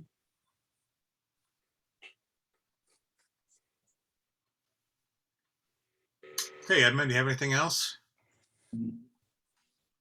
So I guess we'll continue to work on offline about those dates, but we'll try to get those dates settled so people can start making flight reservations. But it seems like perhaps Monday and Tuesday is what we want to aim for. Is that correct, Steve? Yes. Okay. All right, so that's it for the planning retreat in November. Moving on to the water supply reliability review. There was a discussion of public comments at this meeting, and the idea is a new draft would be revised and submitted to the board for review. Some of the things that the board discussed working on today included better clarifying the motivation and scope upfront, and also clarifying, maybe perhaps adding a next steps section to the report. To capture some of the ideas from public comments that are perhaps outside of the scope of this review. There was also a comment on whether there should be a recommendation on black swans from Joe Fernando, and also highlighted in public comments from the California Water Research, which could also be an opportunity to talk about drought, which was also discussed in public comments. And there was also an idea to see if there's any areas to elaborate on climate change based off public comments. So I think from my understanding, the goal is to get a revised draft out for the November meeting. So Tom and Jay, that would mean a November 3rd deadline to submit to the board, if that seems feasible.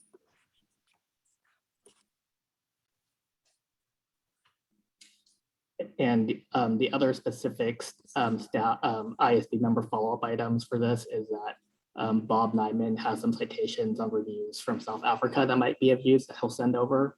And also Lisa and Joe will be happy to help with revisions. And we volunteered, or actually I think for the record, Lisa volunteered Diane to also help as well. So that's all I have for the water supply reliability review. Are there any questions or anything to add? All right, that's all I have for items for follow-up, Steve. Unless there's anything anyone would like to add to the record.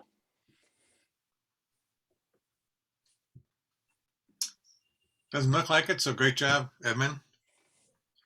I'll just briefly respond to Lisa. If you miss your cheap flight seat, we do reimburse for your travel. So we'll reimburse for the full amount of whatever seat you are able to grab on that airplane. And that goes for all of you. Just a reminder now that we're on contracts, not to stress out too much. If it takes us a couple more days to nail down the logistics and you miss a good deal, we still reimburse your full flight. Oh, it's so hard for me to give up a deal. But actually, can you clarify one thing, which was,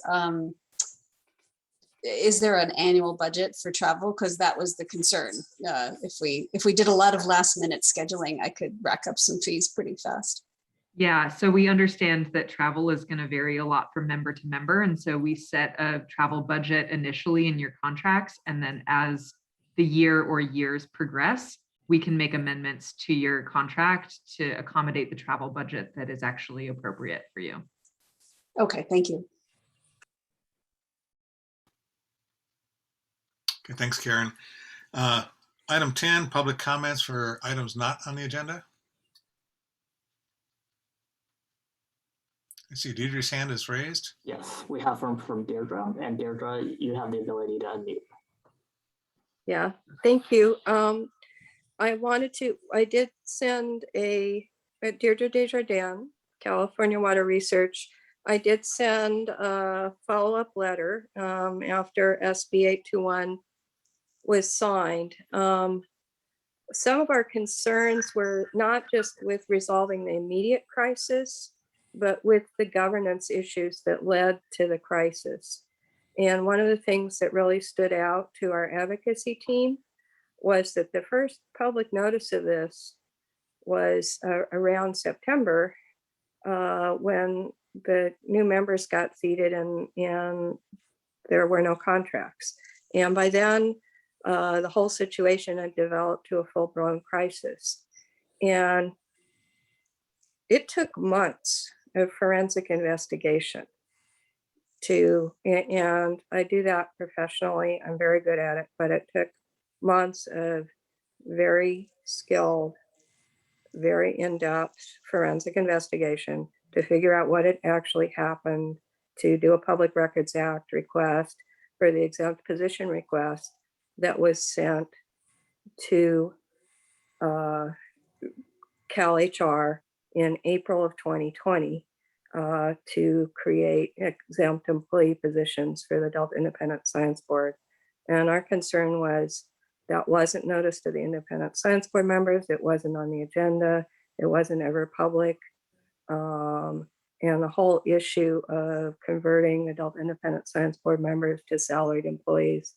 At that time, it was going to be 20 hours a month at the contract rate. And the problem was the contract rate wasn't in statute. And if any outside group had had an attorney have a chance to look at it, we could have said, this is absolutely going to be a problem because it's not in statute.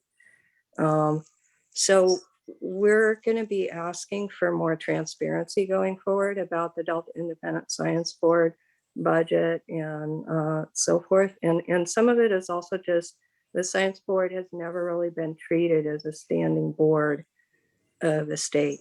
And you are officers and you do have a fiduciary duty. And my sense is that the full board and the public should be getting that information in a timely way. So we're going to keep trying to work on that governance issue going forward so that if there are any more issues, and particularly as time goes on, that it won't develop into a major crisis.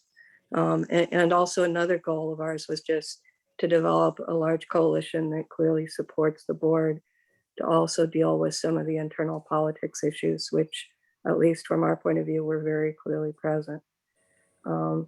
So you're welcome. Please read my letter, and we're very glad that this crisis has been resolved. Thank you. Thanks again, Deidre. Of course, we are all for avoidance of crisis and transparency. So, okay, I guess that concludes our meeting for today. And I want to thank everybody for their participation. And it was really great to get back to discussing science again and discussing ways forward and stuff. So I think we have a good board, and I'm really looking forward to renewed energy. So take care, everyone. Have a good day.